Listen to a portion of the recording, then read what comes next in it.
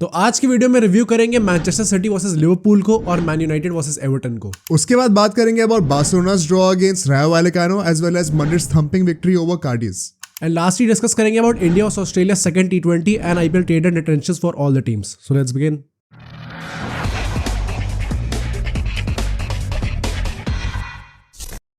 तो भाई वीकेंड पे काफी ज्यादा तगड़े तगड़े मैचेस हुए हैं। ऑल्दो आई वोंट से कि जैसे टाइप के मैचेस थे they lived up to the expectations जैसी थी। स्पेशली जो लिवरपूल और अपना सिटी का मैच था वो तो काफी बोरिंग हो गया था अल्टीमेटली। आई थिंक काफी ड्रामा से भरा हुआ था। हाँ, चाहे वो IPL की बातें कर लो या फिर अपना फुटबॉल के मैचेस की बातें कर IPL में लो, तो ज्यादा ही ड्रामा हो गया, काफी ड्रामा हो गया, तो सब डिस्कस करेंगे। But let's start with football and premier league से शुरू करते हैं। जो बड़ा मैच था उसी की बातें कर लेते हैं पहले। सिटी वर्सेस लिवरपूल, क्या देखने को मिला भाई, इससे क्या लगता है? सी लाइट अप में फर्स्ट ऑफ ऑल तो अगेन थोड़ा झूठ बोला गया था पेप गार्डियोला के द्वारा। अच्छा, कि क्या क्या प्लेयर्स इंजर्ड थे। एंड आई थिंक कुछ लिवरपूल फैंस जो थे, एंड हमने लास्ट पॉडकास्ट में भी डिस्कस किया था कि हालैंड का कह रहे इंजर्ड है पर मोस्ट प्रोबब्ली आ ही जाएगा। राइट। इनफैक्ट आके तक आ गया था, आके को तो लग रहा था कि काफी टाइम लगेगा अब आने में, बट वो भी सरप्राइजिंगली अवेलेबल था। And they both had a good game. They both had a good game, exactly. And John Stones वगैरह जो कि should not have been in the squad only, वो भी स्क्वाड में आ चुके थे। राइट। तो आई थिंक थोड़ा बहुत झूठ बोला था गार्डियोला ने थोड़ा फंसाने को, जो कि अल्टीमेटली ऐसे कुछ खास काम करा नहीं उसके फेवर में। सो एडरसन स्टार्ट करता, यहाँ पे भी हमें लगा था ओर्टेगा स्टार्ट करेगा बट एडरसन ने स्टार्ट करा। वॉकर, डियाज और आके थे हमारे बैक थ्री। अकांजी और रॉड्री थे, जो सो स्टोन्स देखने को नहीं मिला, वो ठीक है थोड़ा। फोडल, अल्वारेस, सिल्वा और डोकू। राइट। ग्रिलिश को स्टार्ट फिर से नहीं दिया गया। हाँ, और इसके पीछे भी एक रीजनिंग दी है गार्डियोला ने। उसने अपेरेंटली कहा है कि he still not fully fit. Right. पूरा इंजरी से रिकवर नहीं करा है। आई थिंक ये भी थोड़ा बहुत एक, पता नहीं इसका भी सच है। हाँ, आई don't know how valid this is, because ऐसा नहीं कि उसने मैचेस नहीं खेले जब से वो वापस आया इंजरी से, एंड ऐसा नहीं कि उसने बिल्कुल ही प्रॉमिस नहीं भी दिखाया है। I think it is an excuse to push him aside and give the more deserving guy the chance, which is Doku right now, because he has grabbed this chance with both his hands. उसने कोई ऐसी opportunity unturned छोड़ी ही नहीं है अभी। And आज भी मतलब ये वाला गेम भी उसका काफी इवेंटफुल था, to be very honest. क्योंकि I think talk of the game यही था बेसिकली, टॉक पॉइंट बेसिकली यही था कि Docu against Trent Alexander Arnold, क्या डुअल होने वाला है और कौन अल्टीमेटली ऊपर आएगा, जो कि वैसे बहुत बड़ा क्वेश्चन था नहीं। क्योंकि अगर हम डिफेंसिवली बात करें तो we all kind of know कि ट्रेंट उतना ज़्यादा अच्छा है नहीं, तो नॉट जस्ट डोकू, कोई भी विंगर आए तो मोस्ट प्रोबब्ली यही आउटकम रहता है कि जो विंगर है वो ऊपर आएगा एटलीस्ट डिफेंसिवली। ऑल्दो जो जनरल पब्लिक ओपिनियन है या फिर जो परसेप्शन है वो ये है कि काफी 50-50 गया है आपस में ना, कि मतलब उसने 7-8 ड्रिबल्स भी करे हैं लेकिन ट्रेंट ने बहुत अच्छा गेम खेला है। तो do you agree with that opinion या फिर तुम्हारा अलग ओपिनियन है कुछ? मुझे लगता है ट्रेंट लिवरपूल का मेन बंदा था, बट दैट वाज ऑफेंसिवली। हाँ वही, and which is not a surprising thing और a new thing to see. And वो कई बार अभी जैसे मैं बारसा की बात करूंगा, कैंसेलो को भी हमने उससे काइंड ऑफ उसी रोल में देखा था इस बार। वो बेसिकली मिडफील्ड में इन्वर्ट करके आगे आ जाता है। So going forward also he does not really go up against Docu. वो बात तब आती है जब वो डिफेंसिवली अपना काम कर रहा है, because at the end of the day right back अगर आप हो तो आप बैक फोर के ही पार्ट हो। आगे जाना एक बहुत इंपॉर्टेंट पार्ट है एक राइट बैक होने का in the modern game, but equally important game जो है पीछे डिफेंसिवली कवर देना भी होता है। Right. And I think Docu के अगेंस्ट जो उसका पूरा हेड टू हेड का जो कंपैरिजन था वो इसी बेसिस पे जज होना था। आई थिंक डोकू ने वहां पे तो बाजी मारी है भाई। हाँ। एंड आई थिंक इस मैच में क्यों मुझे थोड़ा बोरिंग लगा, क्योंकि दोनों टीम अपने ए लेवल पे लग नहीं रही थी खेलते वक्त। Liverpool was again going with the 4-3-3 जो कि उनकी यूजुअल फॉर्मेशन रहती है, बट किसी भी टीम को ये नहीं लगा कि कोई एक पर्टिकुलर टीम कंट्रोल में थी। सिटी ने भी पोजीशन वाइज हाँ डोमिनेट करा है, बट क्या at any point of the game ऐसा लग रहा था कि सिटी कंट्रोल कर रही है गेम को, सिटी डोमिनेट कर रही है? नहीं लग रहा था। एंड यहाँ पे कुछ लोग सिटी को भी ब्लेम दे सकते हैं, गार्डियोला को भी ब्लेम दे सकते हैं कि आपने क्यों नहीं वो स्ट्रैटेजी इंप्लीमेंट करी। But again the thing is कि सामने लिवरपूल थी, दूसरी टीम भी खेलने ही आई है। बट हाँ, आपके पास होम एडवांटेज था, आपके पास बेटर प्लेयर्स हैं, तो मे बी आप थोड़ा बेटर कर सकते थे। एंड यहीं पे मुझे लगता है कि मेन बात मेरी यही होगी कि क्यों टीम्स अपने ए लेवल पे थी नहीं। That is because a very integral part of Guardiola system right now is Julian Alvarez, and he had an off game right tonight कह रहा हूँ, जिस भी दिन मैच था सैटरडे को। एंड वो क्यों था? क्योंकि बहुत ज़्यादा टैक्सिंग गेम से वो वापस आ रहा था अभी साउथ अमेरिकन फुटबॉल में, चाहे हम लोग अल्वारेस की बात करें या लिवरपूल से डार्विन नूनेस की बात करें। आई थिंक दोनों बहुत ज़्यादा इम्पैक्टफुल थे नहीं इसी रीजन से, क्योंकि बहुत ज़्यादा टैक्सिंग गेम्स के बाद वो लोग आ रहे थे अभी उन्होंने अपनी एनर्जी बचा के रखी हुई थी गॉर्डियोला से लड़ने के लिए राइट एंड हाँ एंड में जाते ना हाँ राइट। बट वही लगता है कि क्या इतने ज़्यादा इंटेंसिटी वाले मैचेस, क्योंकि प्रीमियर लीग में this is one of the most high intensity games right now इस सीजन में तो।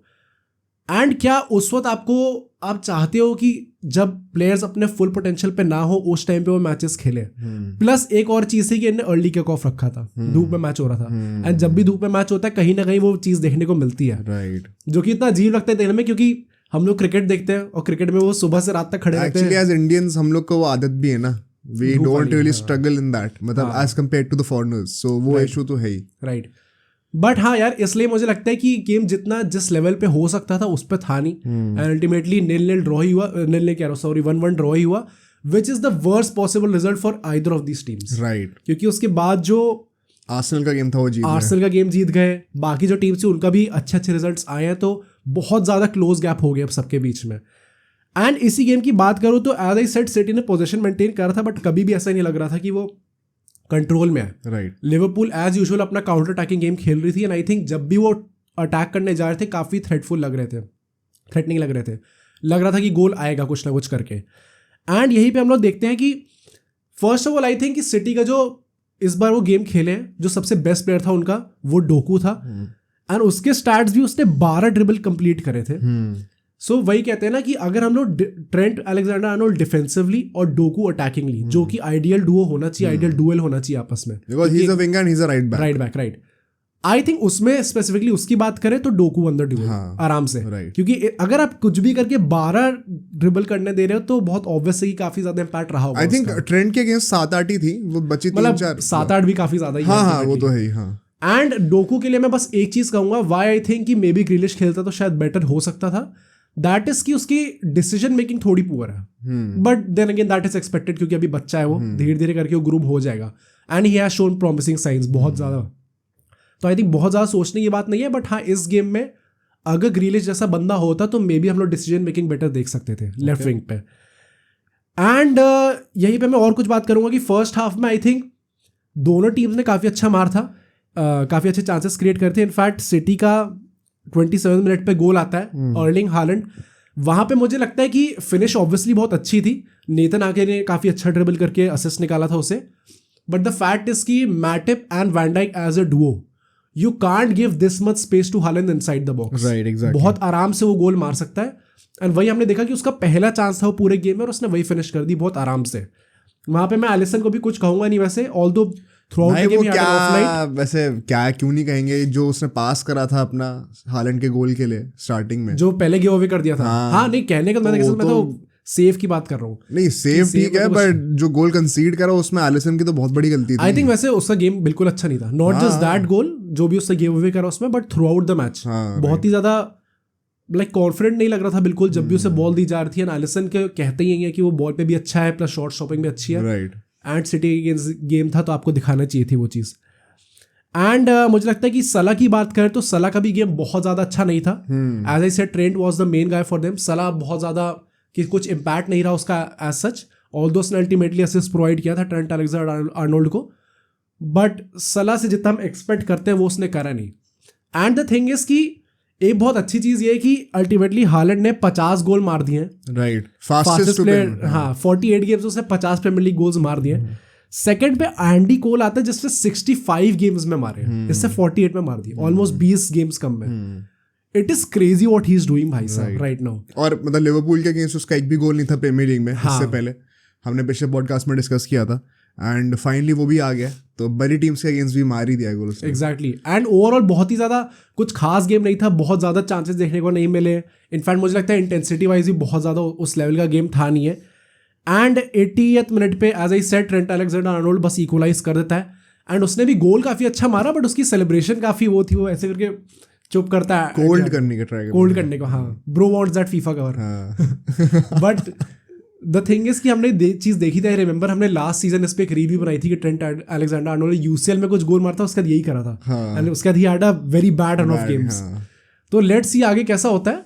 बट हाँ अगर गोल उसका वो नहीं आता, आई नो ऑफेंसिवली उसका गेम अच्छा गया है, बट द फैक्ट इज कि आप एक राइट बैक हो और आपको अपना ड्यूटी मेन जो है वो आपको सही से निभानी चाहिए। ऑल्दो बात वही है ना कि आई थिंक क्लॉप ने भी इस चीज़ को रिकग्नाइज कर लिया है, एंड वही है कि वो ऑन पेपर वो स्टार्ट एज राइट बैक करता है but majority of the time वो एज एन इंटीरियर ही खेल रहा होता है।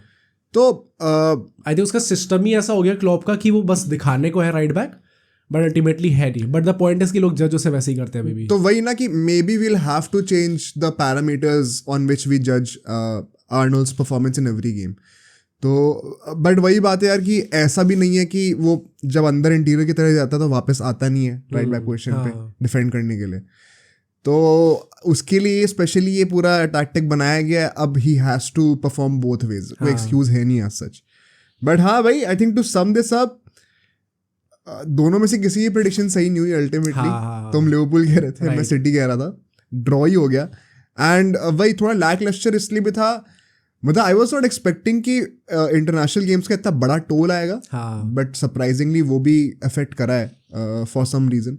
एंड इसके बाद आगे चलते हैं, let's talk about the next game in the premier league which is Everton versus Manchester United, जहाँ पे हमने बहुत ही विजुअल थिंकिंग करी थी, सोचे थे कि काश एवर्टन जीत जाए, बट यूनाइटेड ने चुप करा दिया भाई, exactly, चुप करा दिया। एंड एवर्टन की बात करें तो यहाँ पे आते हुए बहुत ज़्यादा एक नैरेटिव था कि वो क्या इस गेम में एक रिजल्ट निकाल सकते हैं, specially after what happened with them, जो भी बैन लगा उन पर 10 पॉइंट्स का डिडक्ट किए गए जो पॉइंट। एंड उसी के अगेंस्ट प्रोटेस्ट करने के लिए एवर्टन ने अपने पूरे फैन बेस में एक ऐसे कुछ बैनर टाइप के दिए थे छोटे छोटे सबको, जिसमें प्रीमियर लीग और करप्टेड लिखा था। तो सबने वो स्टार्टिंग में पकड़े हुए थे बैनर। देन अगेन शोज की वो काफ़ी ज़्यादा मोरल डाउन हो रखा उसका इस चीज़ से, क्योंकि 10 पॉइंट बहुत बड़ी बात है, बहुत बड़ी बात। एंड सीधा रेलीगेशन बैटल में आ चुके वो लोग, और ये मैच भी अल्टीमेटली हार गए। तो it is a very big thing. And again city जैसे क्लब्स पे अभी तक कुछ नहीं आया, एंड एवर्टन पे आ चुका है। That just kind of shows की जिसका पैसा है उसकी ही चलेगी अल्टीमेटली। एवर्टन लाइनअप निकालती है 4-4-1-1 का, ultimately very defensive and counter पे खेलने वाला। ऑल्दो जो अल्टीमेटली हम लोग देखते हैं मैच में होता है वो उससे बहुत डिफरेंट होता है। मैनचेस्टर यूनाइटेड जो है अपना नॉर्मल 4-2-3-1 निकालती है। ओनाना खेल रहा होता है जिसको हम कह रहे थे इंजरी होगी।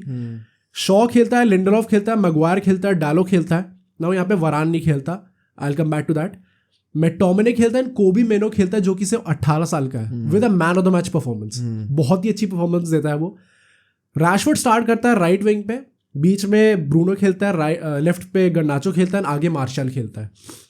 नाउ टॉकिंग अबाउट रैशफोर्ड ने हेयर स्टाइल चेंज करा अपना, एंड बहुत ही एक छपरी हेयर स्टाइल, पता नहीं क्या करा उसने, कैसे टाइप के बाल, क्या रंगवाए बाल, ना ब्राउन है ना गोल्डन है, समझ में ही नहीं आ रहा, ना रेड है, पता नहीं कैसा टाइप का हेयर स्टाइल करा है, बट बहुत ही गंदा लग रहा है वो। जैसे इंडिया में कहता बेचारे को गाली पड़ रही होती। हाँ, अल्टीमेट नहीं, पेनल्टी भी मतलब वैसे मैच उसका बहुत गंदा गया वाला नहीं, मैं कह रहा हूँ कोई इंडिया में कराया होता है हेयर स्टाइल, अच्छा, गाली पड़ रही होती। राइट।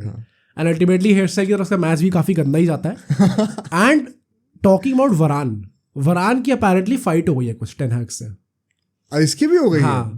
अच्छा। एंड इसी रीजन से शायद उसे अब चांसेस नहीं मिल रहे हैं, maybe he has fallen out of favour with Ten Hag, and आपस में कुछ उनकी लड़ाई हुई है कि क्यों नहीं उसे गेम टाइम मिल रहा है। Firstly what do you have to say about that?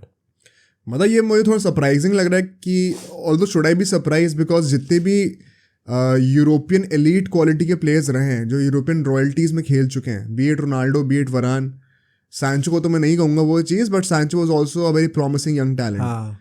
अगर इन सब की न्यूज़ निकलते हुए आ रही है कि सब टेन हैग के साथ फॉलो आउट कर रहे हैं, और नोटिस हाउ इन सारे प्लेयर्स का इससे पहले किसी मैनेजर से एज सच को इतना बड़ा फॉलो आउट की रिपोर्ट रही नहीं है कभी। तो एक बार रोनाल्डो के साथ तो समझ में आ सकते हैं कि रोनाल्डो की गलती है, सैंचो के साथ तो फिर भी चलो थोड़ा डाउट होता है, लेकिन समझ सकते हैं कि चलो यंग है, ये कुछ करा होगा इसने। अभी तीसरा भी आ रहा है, वरान ऐसा भी नहीं कि बहुत यंग प्लेयर है, आई थिंक 30 साल का कुछ हो ही गया है, एंड काफ़ी एक्सपीरियंस है भाई, 3-4 UCL जीत चुका है। राइट। अगर इसके साथ भी हो रहा है तो then may be you can see a pattern here, and then you wonder कि क्या इन तीनों प्लेयर में से किसी की भी गलती थी। पता है इसमें इसके पीछे टेन हैग के अगेंस्ट जो चीज़ आती है वो ये है कि इससे पहले उसने आयाक्स में कोच करा जिसमें बहुत बड़े बड़े नेम्स थे नहीं, सारे यंगस्टर टाइप के थे, इसलिए उसे पता है कि यंग साइड को कैसे मैनेज करना है। बट जब कुछ ईगो वाले प्लेयर्स आते हैं, क्योंकि जो प्लेयर जीत चुके हैं काफ़ी कुछ, उसमें ईगो होगी ही होगी, आप उसको कुछ चेंज नहीं कर सकते, एंड थोड़ी डिजर्व्ड भी होती है भाई। तो आई थिंक उसको कैसे मैनेज करना है, क्योंकि होजे मोरिन्यो ने ये चीज़ कही थी, आई रिमेंबर बहुत पहले, कि जिसको ईगो वाले प्लेयर्स, जिनको बड़े प्लेयर्स मैनेज करने नहीं आते, वो अच्छा मैनेजर बन ही नहीं सकता अल्टीमेटली। खुद के ऊपर कह रहा था क्या? नहीं पता नहीं वैसे, बट मतलब अगर ये इतने सारे प्लेयर्स के साथ हो चुका है और इतने वेल रिस्पेक्टेड प्लेयर्स के साथ हो चुका है तो आई थिंक एक वहाँ पर टेन हैग के एक आर्सेनल में शायद ये चीज़ है नहीं अभी कि उन्हें कैसे मैनेज करना है इस चीज़ को, which he would have to learn ultimately. आगे जाके उसे सीखना ही पड़ेगा अगर वो और बड़े क्लब्स को मैनेज करना चाहता है। इनफैक्ट यूनाइटेड को भी, क्योंकि आई थिंक आगे चल के कभी ना कभी तो कोई तो बड़ा प्लेयर आएगा ही आएगा, राइट। तो उस पर टेन हैग को काम करना पड़ेगा। बट यहाँ पे क्यों ये मैच 3-0 जीती है, इसमें बहुत बड़ा हाथ है। टेन हैग सस्पेंडेड था। अच्छा। टेन हैग जो है बेंच पे बैठे हुए थे अपना क्राउड में कहीं पे, एंड वैंडर गाग जो है जो उसका असिस्टेंट मैनेजर है वो मैनेज कर रहा था। तो टेन हैग आउट भाई, वैंडर गाग को मेन मैनेजर बनाओ क्योंकि 3-0 जिता दिया भाई अवे फ्रॉम गेम में, काफी बड़ी बात है। Not talking about this game, I think starting से यूनाइटेड काफ़ी कंट्रोल में लग रही थी एंड स्टार्ट काफ़ी अच्छा किया था उन्होंने। बट आई थिंक कि पूरे फर्स्ट हाफ में, in fact not just first half, I think पूरे थ्रू आउट दिस गेम एक जो चीज़ मुझे गंदी लगी कि उन्होंने अपने पोजेशन जो है वो they did not convert it into shots. Okay, basically जितना पोजेशन था उनके पास उस लेवल के उनके शॉट्स आए नहीं थे, एंड इससे through out the game shots वाले एरिया में एवर्टन ने जो है डोमिनेट कर रखा था यूनाइटेड को। यूनाइटेड जो है आई थिंक बिफोर कुछ स्टार्ट होता, ज़्यादा कुछ पैटर्न निकालता, उससे पहले एक गोल आ जाता है, and what a goal it was भाई साहब। गर्नाचो CR7 वाली फिनिश, बाइसिकल किक। एक तो लेट मी जस्ट से कि जो मैंने रोनाल्डो की फिनिश देखी थी 2018 वाली, उसके बाद से आई डोंट थिंक कि इससे ज़्यादा क्लीन बाइसिकल किक हमने देखी है। डोंट यू थिंक ये वाली बेटर थी? क्योंकि बहुत दूर थी। हाँ राइट, बेटर थी, बेटर बहुत दूर से क्रॉस आ रहा था। नहीं बेटर थी, और प्लस एकदम टॉप राइट कॉर्नर में गई थी, एकदम टॉप बिन्स वाली थी। I think just based on quality ये बाइसिकल किक डेफिनेटली बेटर थी। एंड क्या गोल मारा भाई साहब उसने, उसके बाद उसने वही ऐसे करा, और फिर जाके सू सेलिब्रेशन किया। Should he be given the number 7? भाई वैसे before mount came I think सब लोग यही सोचते थे कि अल्टीमेटली गर्नाचो को मिलेगा। माउंट अभी स्टार्ट भी नहीं कर रहा है। हाँ, it was very surprising for all the fans कि अल्टीमेटली माउंट को दिया गया ये शर्ट नंबर। बट भाई साहब जो गोल मारा है उसने, एंड जैसी फिर अल्टीमेटली रैशफोर्ड की परफॉर्मेंस रही है, या तो रैशफोर्ड को राइट विंग भी खिलाना पड़ेगा आपको, या फिर उसे बेंच करना पड़ेगा। There is no way that he is starting over Garnacho right now. ऐसा गोल तो I am not even sure Rashford ने अपने पूरे करियर में नहीं मारा होगा भाई साहब अभी तक ऐसा गोल। कुछ ज्यादा ही तगड़ा गोल मार दिया उसने। And I think genuinely goal of the season Puskas award के लिए हो सकता है नॉमिनेट। मतलब टॉप 5 लीग्स में तो अभी वो रोनाल्डो के लिए कई लोग कह रहे थे जो उसने दूर से मारा है, गोल मारा था, बट आई थिंक ये वाला बेटर था। हाँ ऑब्वियसली भाई, बाइसिकल किक हमेशा बेटर होती है। एंड आई थिंक जब वो गोल था, जो रोनाल्डो वाला गोल था, आई नो बहुत डिफिकल्ट फिनिश थी वो, बट वहां पे भी ये पॉइंट आ जाएगा कि कीपर था नहीं उसके अंदर। मतलब we can't take anything away from that goal, but it's just that this one is better। हाँ, बट वो गोल आता है, यहाँ से यूनाइटेड को लीड मिल जाती है। And first half I think United की तरफ से एज आई सेड पोजीशन था, बट शॉट्स में नहीं है। इसको मैं बेसिकली प्रूव भी करके दिखाऊंगा। But before that let's talk about a few players. McTominay की बात करते हैं, क्योंकि मैकटोमिने और कोबी मेनो खेल रहे थे, अमराबाद को स्टार्ट फिर से नहीं कराया गया। आई थिंक मैकटोमिने जब भी थोड़ा डीप रोल में खेलता है ना, बहुत रेकलेस लगने लग जाता है, बहुत प्रॉपर टैकल्स नहीं मारता, तो sometimes gives away foul very cheaply, इसलिए अच्छा नहीं लगता मुझे वहाँ पे उसे देखना। एंड यूनाइटेड और ब्रूनो दोनों की आई थिंक बहुत बड़ी चीज़ इस पर उन्हें काम करना वो ये कि उन्हें सेट पीस में कैसे लाना है। Now that Shaw is here, I think genuinely there is a very big chance that Bruno Fernandes को फ्री की ड्यूटी से हटा दिया जाए। शॉ शायद लेगा क्योंकि वो डिलीवरीज बेटर डाल पाता है। हाउ वाज शॉ दो इन दिस गेम? आई अच्छा था, लाइक अल्टीमेटली बाद में 70-80 मिनट्स में जाके सब्स्टिट्यूट कर देते हैं, बट आई थिंक जब तक भी था काफ़ी अच्छा खेला वो। And he was very well working with Garnacho to run that left wing.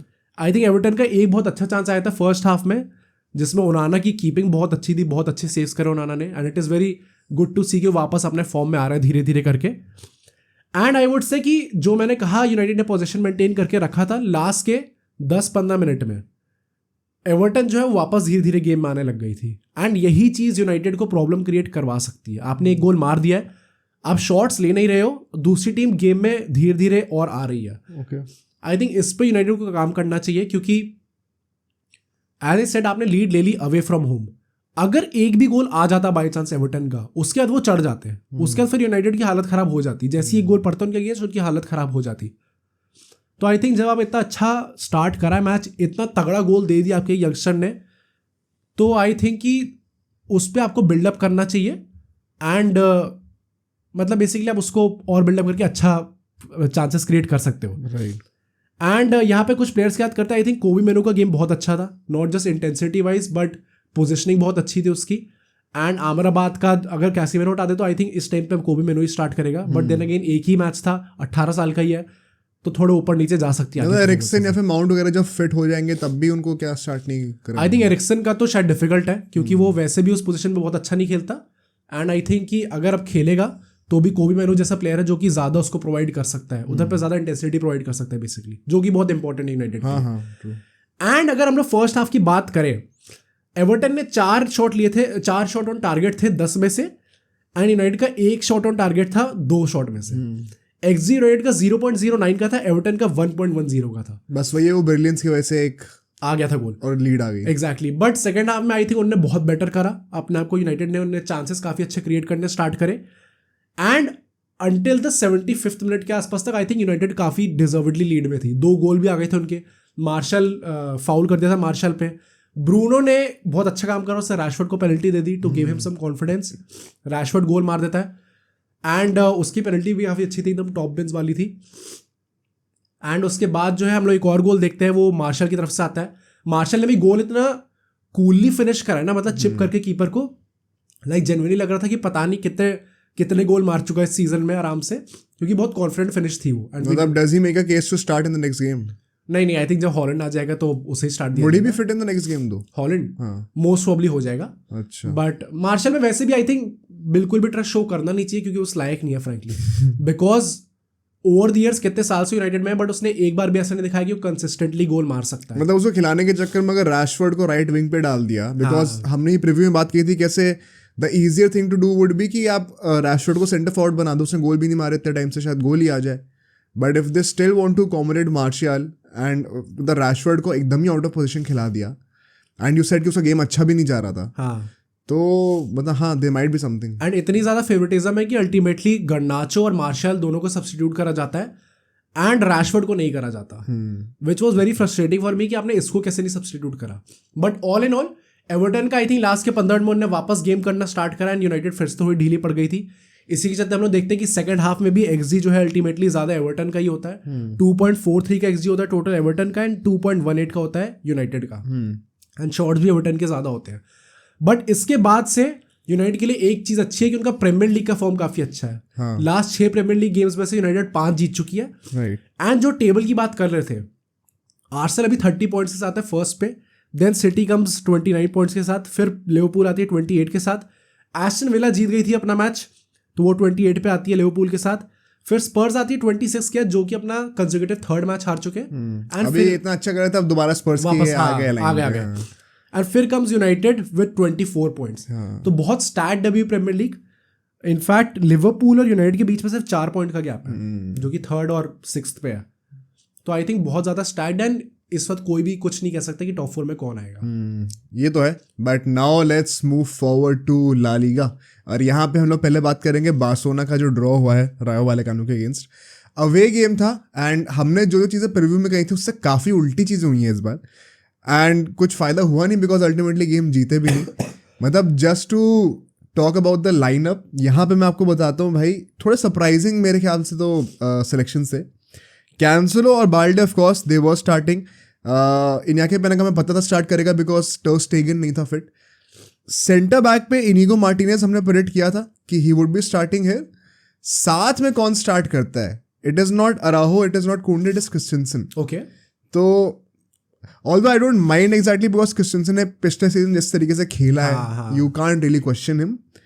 But वही बात है कि अराहो जैसा प्लेयर जो कि लामासिया का है, और कह रहे हैं लोग कि आगे जाके लीडरशिप फिगर में बनेगा, अगर वो अभी से बेंच पे है तो थोड़ा सा सोचने वाली चीज है। या तो either you shift to a back 3 formation somehow. Although is he not playing that good कि उसे स्टार्ट नहीं कराया जा रहा। मतलब मैं वही कह रहा हूँ, थोड़ा सा ऑफ सीन था। The only explanation for अराहो not starting is कि वो अपना ये इससे आया था इंटरनेशनल। हाँ, हो सकता है और कोई रीजन नहीं है उसका। एंड मुझे वही लग रहा था कि बाकी टीम से ये बहाना दे तो समझ में आता है, सिटी जैसी जो कि टॉप पे बैठी हुई है। बट बारसा अभी नोइंग कि अभी लैक कर रहे हैं, should they not risk may be playing a few players जो कि अभी इंटरनेशनल ब्रेक से आ रहे हैं, राइट? क्योंकि जीतना बहुत ज़रूरी था। एंड ऑल्दो जिस तरीके से गोल खाए कुछ ज़्यादा कर नहीं सकते थे डिफेंडर्स, बट स्टिल ये वो दिल में क्वेश्चन ज़रूर रहेगा मेरे लिए। अगर मैं मिडफील्ड की बात करूँ, रोमेओ स्टार्ट कर रहा था एज एक्सपेक्टेड, पेड्री स्टार्ट कर रहा था, बट गुंडोगान वंस अगेन, गुंडोगान स्टार्ट नहीं करता, डियोंग स्टार्ट करता है, जो कि इंजरी से वापस आया था और सीधा स्टार्ट भी कर रहा है। And he had a very good game, in fact much better than Romeu and Pedri also, जो कि खुद भी इंजरी से आ रहा है। बट वही बात है ना कि पेड्री जब से इंजरी से आया है, जब या फिर इस सीजन में through out the season, he has not really looked himself. But de Jong on the other hand, जिसको लोग इतनी गालियाँ दे रहे थे अभी कुछ टाइम पहले तक, उसकी इंपॉर्टेंस अब सारे कूलर्स को समझ में आ रही है कि even now he came back from an injury and ऐसा लग नहीं रहा था कि मतलब he is not looking close to his perfection, कि रस्टी लग रहा है बहुत ज़्यादा। वो he was bang on in the game, जो उसका काम था उसने बहुत अच्छी तरीके से करा। एंड एक थोड़ा यूनिक सा रोल में भी मुझे लगा इस बार। I try to break it down tactically also. आगे और सरप्राइजेस आते हैं। लेवेंडोस्की चलो स्टार्ट कर रहा था, समझ में आता है। राइट विंग पे यमाल स्टार्ट कर रहा था, kind of surprising, although he was the best player for Barcelona in my opinion. तो यमाल, हाँ भाई, मतलब you can't really question that in hindsight. Ferran Torres left wing पे स्टार्ट कर रहा था, which was a little surprising once again. I thought कि Joao Felix को शायद स्टार्ट कराएंगे वो लोग, बिकॉज फरान टोरेस भी he did not have a good game भाई, बिल्कुल भी अच्छा गेम नहीं गया उसका। And Lewandowski was absolutely crap, to be very honest, बहुत मैं ब्लंटली कहूँ तो। वो अभी उसने पिछले बार अलावेस के अगेंस्ट मैच था ना, हाँ उसी के अगेंस्ट शायद, इसने 2 गोल मारे थे जब। And you kind of thought कि क्या ये अब दोबारा से लीडर फॉर्म में आएगा। बट मतलब वही बात है ना, जब जरूरत होती है ही इज घोस्टिंग यार। आई थिंक मैंने सोशल मीडिया पे भी ये चीज़ नोटिस करी है इस मैच के बाद से, कि बहुत ज़्यादा अप्रोर हुआ है from all the Barcelona fans कि ये इसका क्या सेंस है, इसको इतना ज़्यादा हाई वेजेस पे रखने का लेवेंडोस्की को, जब ये कुछ प्रोवाइड ही नहीं कर पा रहे इस टाइम पे। और मतलब now coming to the tactical part, because ये ऑन पेपर 4-3-3 की फॉर्मेशन थी, बट हो क्या रहा था, जैसे हमने ट्रेंट के लिए बात करी थी अभी पहले सेगमेंट में, कैंसेलो को भी ना एज अ प्रॉपर इंटीरियर की तरह खिला रखा था, कि मतलब वो एज अ सेंटर मिडफील्ड अपना मिडफील्ड के अंदर घुसेगा, एंड वो रोल जो है पेड्री के साथ वो फुलफिल कर रहा था। उनके पीछे जो है रोमेयो होता था, और यहाँ पे कैच पता है क्या है, अब कैंसेलो आगे निकल गया, बाल्डे लेफ्ट विंग पे आगे जा रहा है, तो पीछे से 2 सेंटर बैक बचे। So to counter the counter attacking tactic of the other team, जो कि हमने देखा था, हमने डिस्कस भी किया था कि कैसे यूजुअली जो थोड़ी लो टेबल टीम्स होती हैं, जो थोड़ा पीछे बैठ जाती हैं, और फिर जो एकदम से काउंटर पे गोल मार देती हैं, बिकॉज पीछे सिर्फ 2 ही डिफेंडर रह जाते हैं बारसा के, तो कैसे ही कैचअप कर लोगे। तो उसके लिए इन लोगों ने डियोंग को रेडी कर रखा था कि भाई ऑन पेपर वो एक CM था, but he was ready to drop between the 2 centre backs. Okay, Martinez और क्रिस्टेंसन के बीच में ड्रॉप कर जा रहा था, जैसे ही लग रहा था ना थोड़ा सा भी कि अलर्ट होना पड़ेगा डिफेंसिवली, तुरंत डियोंग बीच में ड्रॉप कर जा रहा था। कैंसेलो और बाल्डे अपना आगे थे, बाल्डे अपना लेफ्ट विंग पे था, कैंसेलो अपना मिडफील्ड में आ रखा था। तो राइट विंग की पूरी जो रिस्पॉन्सिबिलिटी थी वो काफ़ी हद तक यमाल के ऊपर भी थी, and he fulfilled it very well. तो ये तो टैक्टिकल इनका पूरा पर्सपेक्टिव था कि कैसे ये फॉर्मेशन ऑपरेट कर रही थी। एंड मैंने इसमें एक चीज़ कही कि कैसे ये फॉर्मेशन कुड बी और अदर दिस टैक्टिक, जहाँ पे एक आपका एक सेंटर मिडफील्ड जो है वो डिफेंडर्स के बीच में ड्रॉप कर जा रहा है, it could be useful against teams जो कि थोड़ा काउंटर अटैकिंग खेलती हैं, थोड़ा डीप बैठती हैं। टू माई सरप्राइज रायो वैलेकानो were not playing like that. वो पूरा चढ़ के खेल रहे थे, एंड इतना ओपन गेम था, स्टार्टिंग के 10 मिनट में दोनों टीम स्कोर कर सकती थी, इतना ओपन गेम था। बट पॉइंट यही है ना कि बार्सिलोना के they hardly had any shots on target, and जो भी उनका गेम बन रहा था ना अटैकिंगली, सारा राइट विंग के थ्रू बन रहा था, थ्रू यमाल। लेफ्ट विंग पे फरान टोरेस, पता नहीं भाई कोई अटैकिंग प्रोग्रेस नहीं दिख रही थी वहाँ पे। उससे ज़्यादा तो मुझे बाल्डे दिख रहा था बॉक्स के अंदर, एंड बाल्डे ऑल्सो कह लो यंग है जो भी है, he is not that proficient in the attacking half of the game. उसका प्राइमरी रोल भी नहीं है वो, he is a left back first. And Lewandowski, as I said भाई, लेवेंडोस्की भी मतलब जो कन्वर्जन चांसेस होने चाहिए वो कन्वर्ट नहीं हो रहे, वो अलग बात है। प्रॉब्लम पता है यहाँ पे क्या है, इन द फर्स्ट प्लेस वो मुझे दिखता ही नहीं इतना ज़्यादा उन स्कोरेबल पोजीशंस में, एंड उसका पूरा काम ही यही है, मतलब you are not suppose to be a false 9, you are not bought by Barcelona to play you know the role of Messi essentially. आपको एक out and out centre forward की तरह बुलाया गया, जो आप बायर्न म्यूनिख में थे, जब आप बहुत सारे गोल मारा करते थे, एंड एग्जैक्टली वही चीज़ लैक कर रही है बार्सिलोना भी। लेवेंडोस्की ऐसा तो है नहीं कि बहुत ही बड़ा सुपीरियर प्ले मेकर है कि चलो गोल नहीं मारा तो अलग तरीके से कंट्रीब्यूट कर रहा है, वो लग्जरी बहुत कम प्लेयर्स के पास होती है। तो अगर आप गोल नहीं मार रहे हैं ना, तो क्वाइट फ्रैंकली आपका पूरा गेम एक फेलियर की तरह ही जा रहा है। मतलब एटलीस्ट कोच और जो मैनेजमेंट है, they might look at it that way, even the fans. मुझे तो ऐसे ही लगा भाई कि क्या काम है और तुम्हारा, यही तो काम है। ये तुम्हें इससे थोड़ी बुलाया गया कि तुम मिडफील्ड में ड्रॉप करके एक लॉब क्रॉस बॉल डालो या फिर लॉन्ग थ्रू बॉल डाल दो, ऐसे कुछ डाल दो। तो जो काम दिया गया लेवेंडोस्की को वो बिल्कुल ही मुझे पूरा होता ही नहीं दिख रहा। Do you think by the time next season begins we should part ways maybe? अच्छा, मैं यही पूछने वाला था अभी। मेरे हिसाब से आई थिंक रिप्लेसमेंट तो देखना चाहिए, प्रॉब्ली सब्स्टिट्यूट में आ सकता है वो बंदा। मे बी आप उसको तुरंत ही स्टार्ट ना कराने लग जाओ, लेवेंडोस्की को तुरंत बेंच ना कराने लग जाओ, क्योंकि आई थिंक जब तक लेवेंडोस्की बार्सा में है आई don't see him on the bench. जब वो फिट होगा तो आई थिंक वो खेलेगा ही खेलेगा। He is too big of a player may be. हाँ, राइट। बट हाँ, एक पोटेंशियल रिप्लेसमेंट देख लेना चाहिए, क्योंकि ये अगर समर तक यही चीज रहती है कि लेवेंडोस्की से आ ही नहीं रहे गोल्स या फिर अच्छी परफॉर्मेंस ही नहीं आ रही, तो फिर तो आई थिंक कि थोड़ा ज्यादा हो जाएगा, वो 1.5 साल हो जाएगा। एग्जैक्टली। तो फिर अब वो एज वाली बात ही आ जाएगी, और कोई एक्सप्लेनेशन है भी नहीं। एग्जैक्टली वही, क्योंकि ये सेम लेवेंडोस्की यही सेम काम कि आप गोल्स मारोगे सिर्फ फर्स्ट सीजन में कर रहा था आपने, अब क्यों नहीं कर पा रहा? वर्ल्ड कप में जज्बात से क्यों नहीं कर पा रहा है? जब 1.5 साल हो जाएगा I think that's a very big sample size to consider an option कि हम लोग एक और पोटेंशियल रिप्लेसमेंट के लिए। ऐसा भी नहीं कि 20-25 असिस्ट दे रहा हो, हाँ, गोल नहीं मार रहा, राइट। तो वो तो है ही। एंड ऐसा भी नहीं पता कि बार्सिलोना बहुत ज़्यादा स्ट्रगल भी करी है। बहुत ऑनेस्टली बताऊं तो बहुत बोरिंग फुटबॉल था टू अ सर्टेन एक्सटेंट, क्योंकि पहले के 15-20 मिनट के बाद ना बार्सिलोना टेम्पो डोमिनेट कर रही थी। ऐसा नहीं है कि बार्सिलोना के पास बॉल ही नहीं आ पा रही है, कि समझ में नहीं आ रहा क्या करें। जैसे काइंड ऑफ हमने देखा था सोसिएडाड के अगेंस्ट कि बॉल होल्ड ही नहीं कर पा रहे थे लोग, तुरंत बॉल लूज कर दे रहे थे। ऐसा इस बार नहीं था exactly, but they were still not creating shots on target, which is why it kind of got boring कि आप बॉल को सर्कुलेट करके कर क्या रहे हो इससे। और फिर वो 39th मिनट के आसपास वो एक बैंगर गोल आता है, वो भी गोल ऑफ द सीजन जैसा ही था, goal of the season type का ही था, बिकॉज पता नहीं कितनी दूर से उसने right side of the field से नियर पोस्ट पे बीट कर दिया। वो भी ऐसे कर्व होके गई थी ना पूरी, वो अब उसे सोचा थोड़ी मैं ऐसे कर्व करके मारूंगा, तो भर के मार दी थी उसने। And can't really blame the keeper also, because उस पोजीशन से तुम क्या ही एक्सपेक्ट कर सकते हो।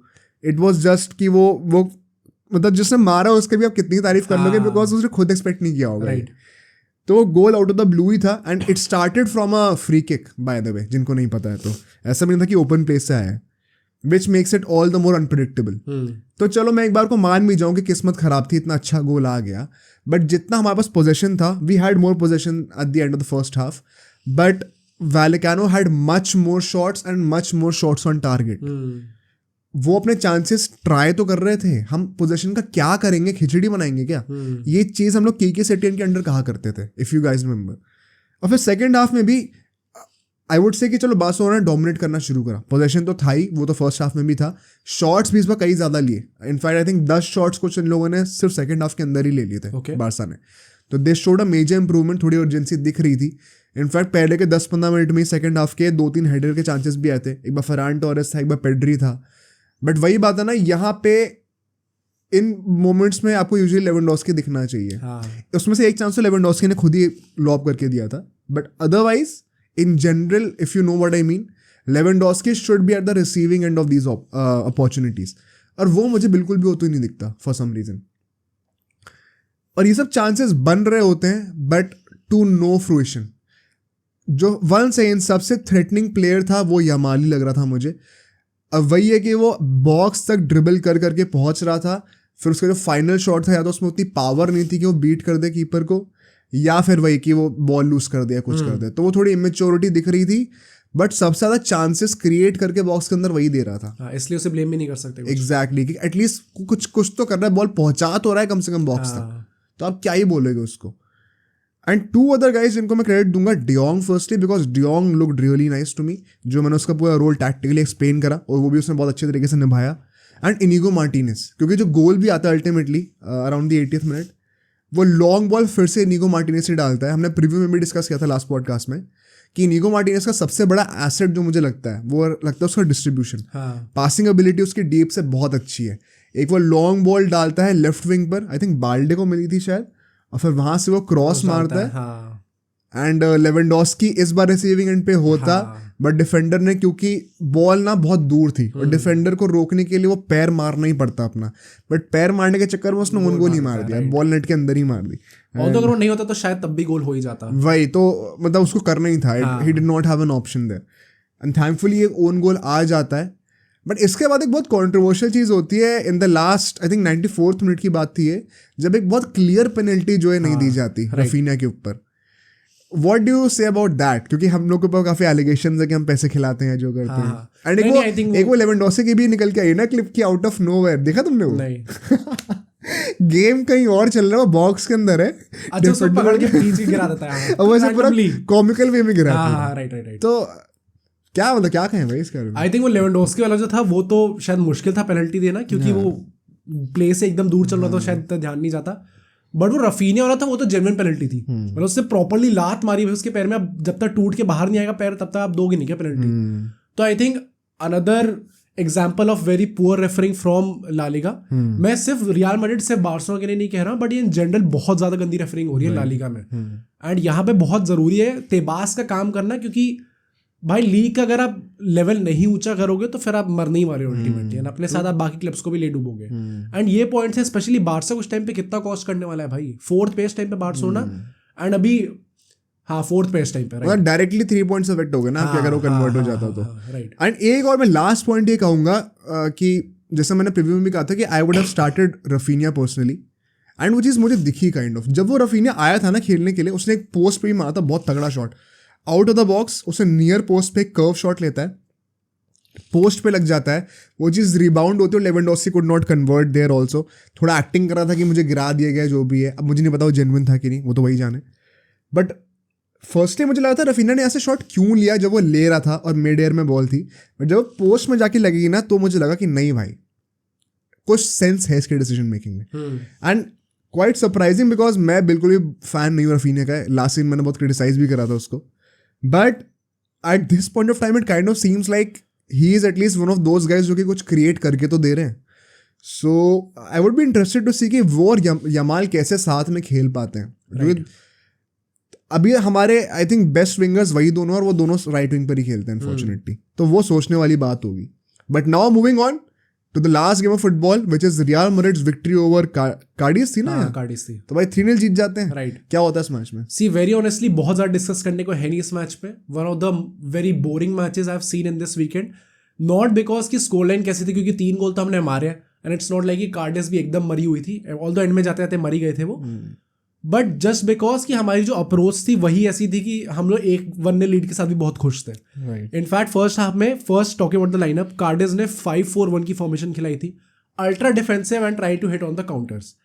एंड मैड्रिड ने 4-2-2-2 खिलाई थी, जो कि यूजुअली में एक्चुअली में 4-4-2 ही थी. कुछ ज़्यादा डिफरेंस था नहीं.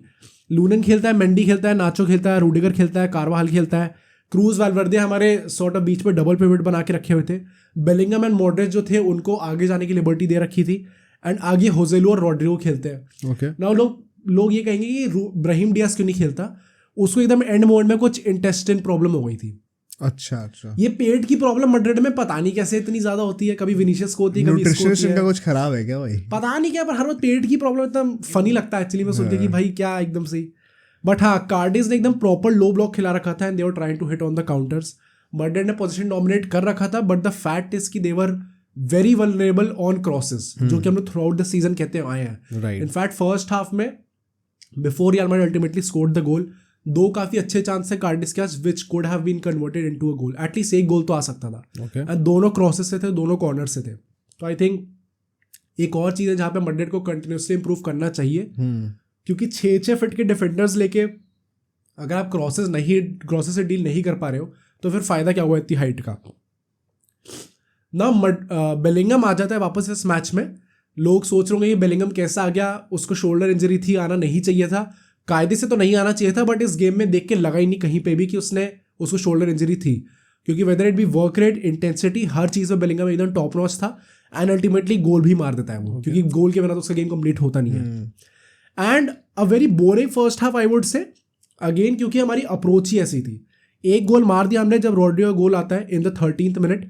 वो भी आई थिंक काफ़ी अच्छा गोल था. वो लेफ्ट हैंड साइड से कट इन करता है, 2-3 बार फेक शॉट लेता है, उसके बाद जब गोल मारता है तो एकदम कर्लर जाता है एकदम टॉप राइट कॉर्नर में.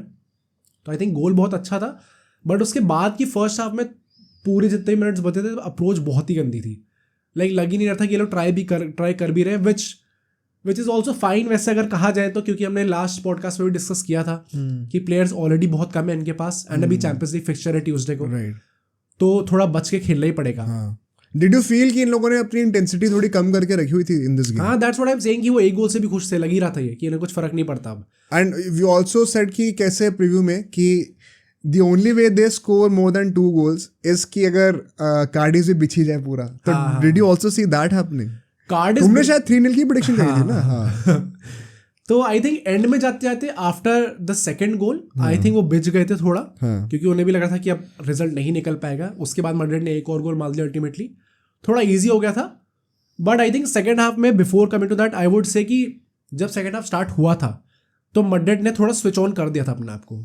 लाइक ऐसा नहीं था कि मैड्रिड, जो मैंने अभी फर्स्ट हाफ में कहा कि इंटेंसिटी बहुत कम थी, सेकेंड हाफ में उतनी ज़्यादा थी।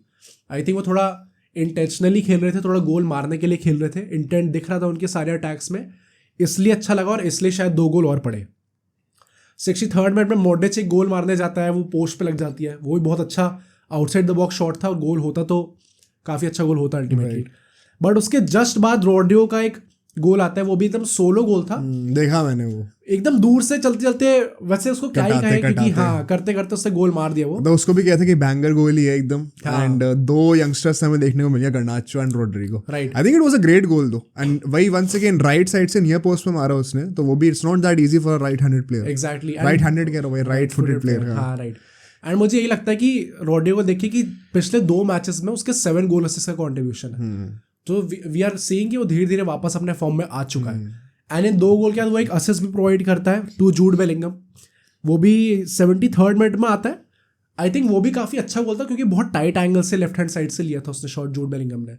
एंड जूड बेलिंगम जब गोल मार देता है, इसी के साथ in the first 15 games Madrid की हिस्ट्री में किसी का भी इतना अच्छा स्टार्ट नहीं रहा in terms of goal contribution, not even Ronaldo. कोई उसके कितने गोललेस गेम्स गए होंगे, if you have any idea? I think 1-2 गए होंगे, दो शायद मैक्स। हाँ, क्योंकि 15 मैच में उसके 14 गोल हैं। इससे पहले तक record Alfredo Di Stefano and Ronaldo के पास था, जिन लोगों ने 13 गोल मारे थे, अब उससे 14 मार दिए। तो अभी के हिसाब से देखा जाए तो 15 मैचेस के हिसाब से he is the most successful real Madrid player ever. तो दैट जस्ट अगेन शोज कि किस लेवल पे वो अभी ऑपरेट कर रहा है। एंड उसके बाद हम लोग देखते हैं कि वो रोड्रिगो और बेलिंगम को सब्स्टिट्यूट कर देता है, सोनली बिकॉज के भी चैंपियंस लीग फिक्सचर है एंड 3-0 की लीड थी हमारी, तो कोई भी चांस नहीं था कि हम लोग हार जाए। एंड इसी के साथ हम लोग जीत जाते हैं, मैड्रिड टॉप पे आ चुकी है। जिरोना का मैच होना है एथलेटिक क्लब से, जो कि आज रात होगा 1:30 बजे। ओके, सो लेट्स सी वहाँ पे वो कैसे करते हैं। अगर वो जीत जाते हैं तो मैड्रिड से ऊपर चले जाएंगे, बट आई थिंक मैड्रिड ने कंटिन्यूसली प्रेशर बना रखा है। एंड बार्सिलोना अभी 31 पॉइंट्स के साथ है, मैड्रिड 35 के साथ है, तो 4 पॉइंट आगे हो चुकी है। सो लेट्स सी आगे कैसे आता है, but so far so good भाई। मतलब भाई to sum it up, I think कि बारसा के लिए तो भाई बहुत बुरी न्यूज़ है। हाँ, क्योंकि बारसा कैसे कोप करेगी वो सोचना पड़ेगा। अब पॉइंट पता है क्या है कि अब इंटरनेशनल ड्यूटी में लोग जा रहे होंगे, तो आप उनको भी मना नहीं कर सकते एज सच, बिकॉज अभी यूरोज भी आएंगे। ऑल्दो एटलीस्ट अपना कोपा वगैरह के बाद तो मैंने सुना था कि ये 10 महीने बाद क्वालिफायर्स होंगे सीधा, ऐसा कुछ सीन है। डिमारिया का लास्ट क्वालिफायर था, क्योंकि तो मतलब अगर ऐसा है तो I am not sure about the European क्वालिफायर्स, although उसका कुछ पता नहीं होता भाई, कभी भी हो जाते हैं। अगर वो भी नहीं होते हैं तो it is a very good news for Barcelona at least, because I think international breaks में one of the most consistently suffering teams has been Barcelona. I don't see Real Madrid tanking that much any time soon. And Girona भी अपना surprise put up कर ही जा रही है।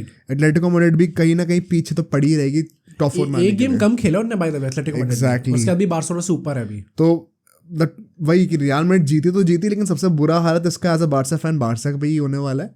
या तो real Madrid भी हार जाती तो ऐसा लगता है कि चलो अभी वो गैप सेम ही चल रहा है, ज़्यादा नहीं हुआ। बट हाँ यार, देखते हैं अब क्या होता है। Now let's move on to cricket, क्योंकि यहाँ पे भी कुछ इंटरेस्टिंग चीज़ें हुई हैं। Let's start with the T20 review first. काफ़ी इंटरेस्टिंग गेम था ये वंस अगेन, और जितना यहाँ पे धमाके देखने को मिल रहे हैं गेम के अंदर, काफ़ी एंटरटेनिंग लग रहा है ये। एक तो ये पिच ही ऐसी, या फिर हम लोग खेली कुछ ज़्यादा एक्स्ट्रा ऑर्डिनरी लेवल पे है। I think T20s of course pitches तो बेटर होती ही हैं, बट जैसे मैं अभी इस फर्स्ट इनिंग्स को एक्सप्लेन करूंगा जब, तो you will see how we over perform for sure. इस तरीके की पिच थी नहीं जितना हमने मारा है। Okay, so to start with, जब टॉस होता है, देखो विकेट थोड़ी सी डबल पेस थी एंड यहाँ पे ड्यू फैक्टर बहुत ज़्यादा हाई था। फर्स्ट इनिंग्स में ही हमें ड्यू फैक्टर दिखना शुरू हो गया था पहले 10-15 ओवर के बाद। तो सेकेंड इनिंग्स में तो कितना ड्यू होगा आप सोच ही नहीं सकते। तो ड्यू फैक्टर की वजह से एंड विकेट, क्योंकि एक फ्रेश विकेट थी बिल्कुल, तो जब फ्रेश विकेट होती है ना, जो उसमें मैचेस नहीं खेले गए होते, तो यूजुअली स्टार्टिंग में थोड़ा बैटिंग करने में मुश्किल आती है। जब एकदम फ्रेश विकेट होती है तो बॉलर्स को अलग अलग चीज़ें ऑफर करने में हेल्प करती हैं। और ये इसका डबल फेस नेचर से मेरा मतलब ये कि कुछ स्पॉट्स पे बॉल पड़ के नॉर्मल पेस पे आ रही है, कुछ स्पॉट्स पे बॉल पड़ के थोड़ी धीरे आ रही है। तो एज अ बैट्समैन आपको पता नहीं वो स्पॉट्स कहाँ पे हैं पिच पे एग्जैक्टली, वो एकदम रैंडम होगा। तो आपका रिएक्शन टाइम होता भी हर बॉल का आई थिंक पॉइंट कुछ सेकंड्स का होता है। तो एक बॉल आपके बैट पे एकदम अच्छे से आ रही है और दूसरी बॉल ही थोड़ा फंस के लेट आई, पर आपने शॉट उसी हिसाब से मार दिया, तो वो बहुत मुश्किल हो जाता है आपको रन्स मारना उस पॉइंट ऑफ टाइम पे एज अ बैट्समैन, क्योंकि आपको पता नहीं कौन सी बॉल फंस के आने वाली है, कौन सी तेज आने वाली है। तो आप कैसे रिएक्ट करो, किस स्पीड पे अपना बैट लेके जाओ, किस टाइम पे। तो टॉस जीत के बॉलिंग करना पक्का था, जो भी जीतेगा। एंड वही होता है, मैथ्यू वेड टॉस जीतता है एंड बॉलिंग करता है। सूर्य कुमार यादव भी कहते हैं कि मैं टॉस जीतता तो मैं बॉलिंग ही करता। The catch here is India एक भी चेंज नहीं करती है, expectedly so, but Australia 2 changes करती है। मैक्सवेल आ जाता है, फेयर इनफ। जैम्पा आता है बेरेंडॉर्फ की जगह पे, जो कि बेस्ट बॉलर था ऑस्ट्रेलिया का, और कोई ऐसा डिस्क्लोजर नहीं हुआ कि उसको कोई इंजरी थी या निगल था छोटा मोटा, उसका रेस्ट कराने का कोई रीजन नहीं दिया गया सच। मुझे वो चीज़ समझ में नहीं है, why would you want to rest the best player of your team in the last game. और वो चीज़ क्लियरली हमें दिखी यहाँ पे लैक करते हैं ऑस्ट्रेलिया की तरफ से, जो पिटाई हुई इनकी पावर प्ले में इस बार। Because coming to the first innings 77 run आते हैं इनके फर्स्ट पावर प्ले में, एंड जायसवाल की खुद की 50 हो जाती है। What do you have to say about his innings firstly? I think एक तो जैसे गायकवाड़ और जायसवाल दोनों ने खेला इस मैच में, आई थिंक वो टेम्पलेट जो जिसके बारे में तो हम लास्ट पॉडकास्ट से बात कर रहे थे कि प्रॉब्ली इन दोनों में से Jaiswal is going to be that guy जो कि आगे जाकर रोहित शर्मा को रेप्लिकेट करने वाला है इन टर्म्स ऑफ कि एक बंदा स्टार्टिंग से ही लगा पड़ेगा मारने में। तो प्रॉब्ली जायसवाल को उस टेम्पलेट में धार रहे हैं अभी से ही। एंड आई थिंक ये चीज़ दिखाई है, क्योंकि मारता वो 50 है, बट वो भी कुछ 23 बॉल्स में 200 प्लस के स्ट्राइक रेट से मारता है। एग्जैक्टली। तो आई थिंक काफ़ी अच्छी पावर हिटिंग हमें देखने को मिली फ्रॉम जायसवाल। मतलब मेरा पॉइंट ऑफ व्यू यही था, जो मैंने पिछले मैच में भी कहा था, कि वो आउट हो गया उस तक मारते हुए, जब उसने गायकवाड़ को रन आउट कराया था उसके बाद भी। डोंट ब्लेम हिम, अभी वो बहुत यंग है, उसको let him get used to this template.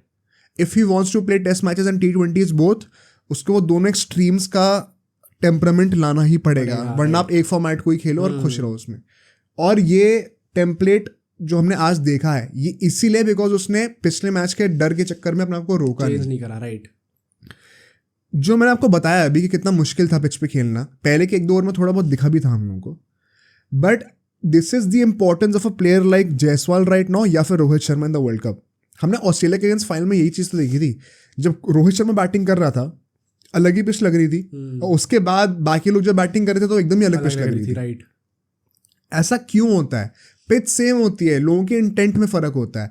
अब वो एक बैट्समैन अप टॉप हमेशा ऐसा चाहिए होगा जो कि ऑल आउट इंटेंट दिखा रहा हो, स्पेशली इन द T20s यार, सिर्फ 20 ओवर है खेलने के लिए। तो जायसवाल की innings I think player of the match भी मिला उसको, एंड फुल्ली डिजर्व करता था भाई। बंदे ने पूरे 6 ओवर बैटिंग भी नहीं करी, उसको मैन ऑफ द मैच मिल गया।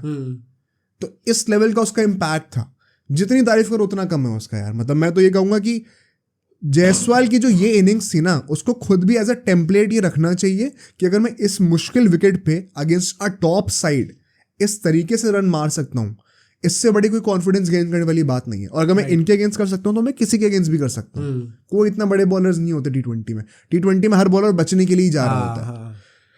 तो और इससे बेटर विकेट्स आपको मिलेंगे खेलने के लिए। तो जायसवाल का जो ये टेम्पलेट था, this is an example for all of those were criticising. मतलब let him play this way, and इस चीज़ को इसने अगर एक्सपर्टीज बना ली ना इस चीज़ की, तो फिर there is nobody stopping him.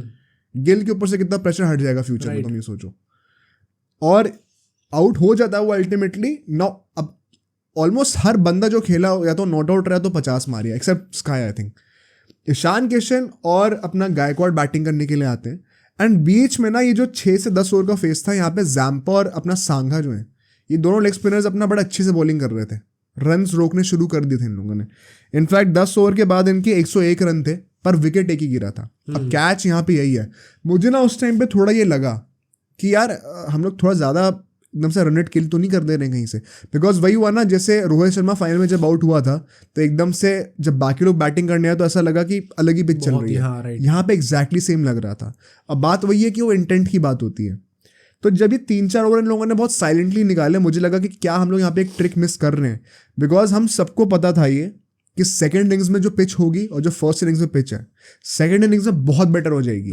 तो हमें टारगेट भी सेकंड इनिंग्स के हिसाब से खड़ा करना है, राइट। एंड उसके लिए हमें थोड़ी out of the skin batting करनी पड़ेगी फर्स्ट इनिंग्स में। तो आई जस्ट थॉट कि उस टाइम पे, क्योंकि 200 रन भी ना चेज हो सकते थे, अल्टीमेटली उन्होंने 190 कुछ तो बना ही दिया ना। तो आई थॉट कि हम लोग कहीं शॉर्ट तो नहीं पड़ रहे हैं यहाँ पे कहीं।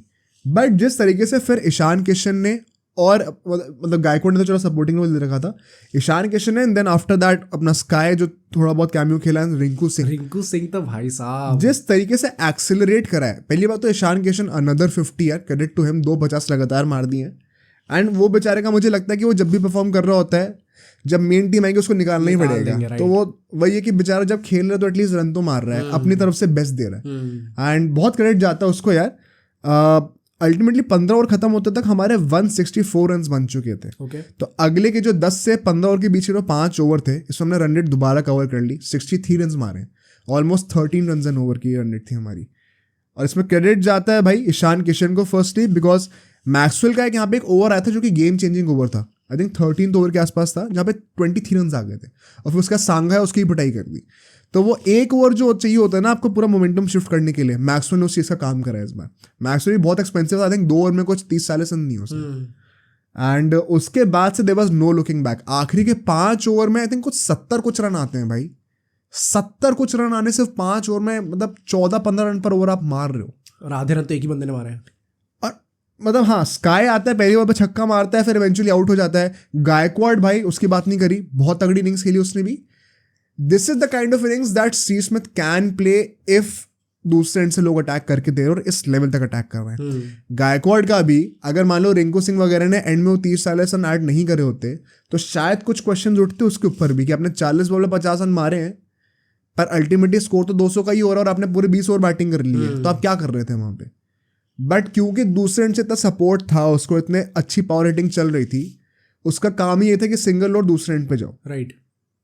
तो आई थिंक कॉन्टेक्स्ट बहुत जरूरी है इसकी इनिंग्स का। स्टीव स्मिथ को हमने क्रिटिसाइज क्यों किया था पिछले मैच में, क्योंकि उसने जिस तरीके से विकेट थ्रो करा अपना 50 मारने के बाद और पूरा टिका भी नहीं, it was only thanks to that one innings by Inglis. यहाँ पे हर बंदे ने ऑलमोस्ट 50 मारी है। तो गायकवाड का समझ में आता नेचुरली रोल वही था कि भाई तुम सिंगल तो दूसरे बंदे को वो मारना है और मेरे अराउंड बिल्ड करना है। तो ये कॉन्टेक्स्ट बहुत इंपॉर्टेंट है इनिंग्स का। ऑल्दो आई एम श्योर कि जब गायकवाड भी और मैचेस खेलेगा तो कॉन्फिडेंस में बढ़ेगा, बिकॉज उसे सीएसके की तरफ से दिखाया है कॉन्फिडेंस कि वो तेज रन रेट पे खेल सकता है। रिंकू सिंह के लिए क्या कहोगे भाई जो उसने बैटिंग करी है? तो ये 9 बॉल पे 31 रन मारे उसने, कुछ 344 का स्ट्राइक रेट है। आई थिंक सबसे बढ़िया चीज सूर्य कुमार यादव ने कही है, उसने कहा है कि a guy finishing like that in the end we have seen this before, कुछ ऐसे करके बोला उसने। थोड़ा ज्यादा हो गया लेकिन इतना नहीं बोलना चाहिए। ऑल्दो यार जिस लेवल की फिनिशिंग कर रहा है इस टाइम पे, weather it B last game जो कि उसने अल्टीमेटली जिता दिया था भाई, मैं छक्का मान रहा हूँ और दोनों में नॉट आउट था, एंड इस मैच में तो और भी तगड़ी फिनिशिंग। ये जो एक्स्ट्रा जो 31 रन दिए, 235 का टारगेट बनता है हमारा, अगर ये 30 रन नहीं आते या कुछ 10 से कम रन आते तो चेज हो जाता है, तो आराम से हो सकता था। यही पॉइंट है एकदम नीचे फिनिशर आने का कि आप वो क्या एक्स्ट्रा रन प्रोवाइड कर सकते हो, और अगर वो इस स्ट्राइक रेट से प्रोवाइड कर पा रहा है तो जेन्युइनली जो हमने लास्ट पॉडकास्ट से बोला था कि इसका जेन्युइन चांस बन सकता है T20 वर्ल्ड कप में एज अ फिनिशर, क्योंकि जिस तरीके की परफॉर्मेंस दे रहा है ऐसा प्लेयर तो चाहिए ही चाहिए हमें टीम में। लेट्स सी आईपीएल कैसे जाता है, बट एज ऑफ नाउ तो भाई एक्चुअली में ही इज प्रूविंग कि उसे क्यों टीम में होना चाहिए। आई थिंक उसकी अगर ये सीरीज अच्छी गई ना, हाँ, तो he has already made a very strong case, because वो सेंटिमेंट भी उसके साथ बहुत पॉजिटिव है।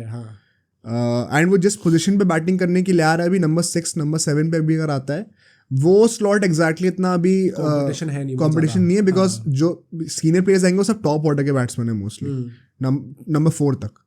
सो एक उसके पास एक आउटसाइड चांस है I think over Tilak Varma also. Tilak Varma भी बाय द वे हाँ वो भी जल्दी आउट हो जाता है अलॉन्ग साइड अपना सूर्य कुमार यादव, बट वो ये सब हिट आउट करने नहीं। तिलक वर्मा खेला था, तिलक वर्मा मुझे याद क्यों नहीं आ रहा, बैटिंग नहीं करी वो पिछले मैच से कंपेयर कर रहा हूँ क्या? नहीं खेला तो था कि उससे कैच पकड़ा था ना वो तिलक वर्मा ने छक्का मार दिया था, सॉरी आई एम मिस्टेकन, मैं वही पिछले मैच से कंफ्यूज हो गया था जब वो कवर्स के ऊपर से मारने जा रहा था। बट हाँ, पॉइंट वही है कि यार रिंकू सिंह का एक तो मैं बहुत एक्साइटेड हूँ बिकॉज केकेआर का प्लेयर है। हाँ। और अभी आने वाला भी हम आईपीएल की बातें करेंगे, तो to see a domestic player, क्योंकि वो फॉरेन स्लॉट भी नहीं खाता आईपीएल में, to perform so well and India के लिए भी यार I think great fielder firstly, and जिस तरीके से फिनिशिंग वो करके दे रहा है, जो कॉन्फिडेंस दिखा रहा है वो गैप कॉन्फिडेंस उसकी बैटिंग से दिखता है। प्रॉब्लम वो है, मतलब प्रॉब्लम कह रहा हूँ प्रॉब्लम दूसरे बॉलर्स के लिए वो है, हमारे लिए अच्छा है ये। एंड वही यार, to sum up the first innings bowling की बात करें, शॉन एबर्ट को चांस दिया गया और बेरेंडॉफ, अज्यूमिंग कि उसको कोई इंजरी नहीं हुई थी, बिकॉज शॉन एबर्ट थोड़ी बैटिंग भी कर लेता है, उसे 3 ओवर में 56 रन दिए, तो that kind of costed them the game. Sangha और अपना जैम्पा के बहुत अच्छा मैच गया, बहुत इकोनॉमिकल थे। मैक्सवेल की बहुत पिटाई हुई है यहाँ पे। एलिस ने 3 विकेट ले लिए, बट वही 40-50 रन भी खा लिए, तो थोड़ा बहुत नलीफाई हो गई वो चीज़। Coming on to the second innings, यहाँ पे स्टार्टिंग से ही इंडिया ने अपना पूरा पंजा जमा के रखा हुआ था। अब अगर आप 236 का टारगेट चेस कर रहे हो, which is I think 11.8 run पर ओवर का कुछ इकोनॉमी बन के आएगी, रन रेट रिक्वायर्ड 100 बन के आएगा, तो मतलब आपको ऑलमोस्ट रफली बताऊं तो 12 रन पर ओवर मारने, हर बॉल पर 2 रन मारने हैं आपको। आपके पास रेस्ट करने का या फिर बॉल को वॉच करने का बिल्कुल भी टाइम नहीं, एक ओवर भी आप रेस्ट नहीं कर सकते।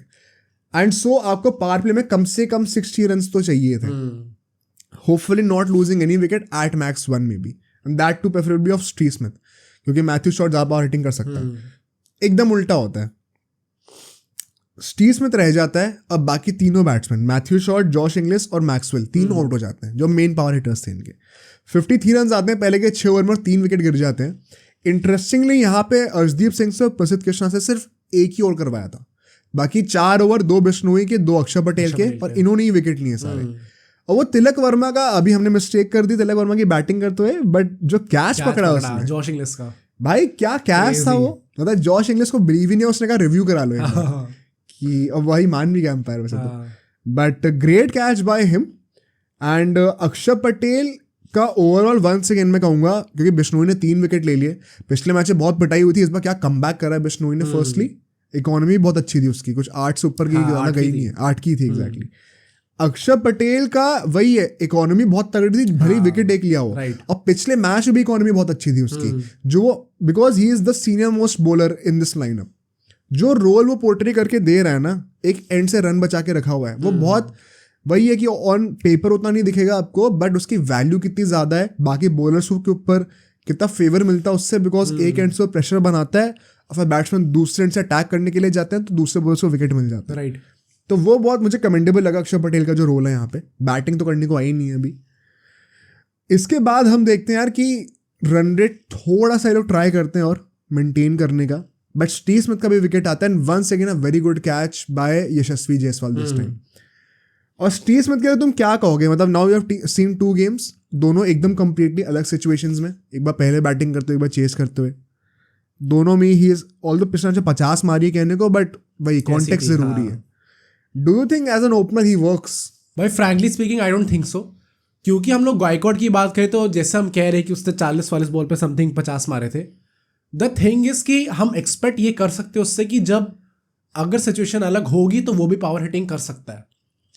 आई don't know if Steve Smith इतना रिलायबल है एज अ T20 प्लेयर कि हम उससे चीज़ एक्सपेक्ट कर सकते हैं, क्योंकि लास्ट मैच में हमने देखा कि वो शॉट तो मार रहा था, बट कितनी ज़्यादा मिस टाइम कर रहा था वो बॉल को। बॉल आ रही है उससे पता नहीं चल रहा मारना कैसे, बॉल पहुंच ही नहीं पा रही बाउंड्री तक। तो आई स्टिल डोंट थिंक सो कि उसकी T20 साइड में एक जगह बन सकती है, क्योंकि हमने जैसे कहा ODI में हम जैसे देख रहे हैं कि सारे प्लेयर्स ऑल आउट जा रहे हैं, T20 में तो आपको जाना ही पड़ेगा।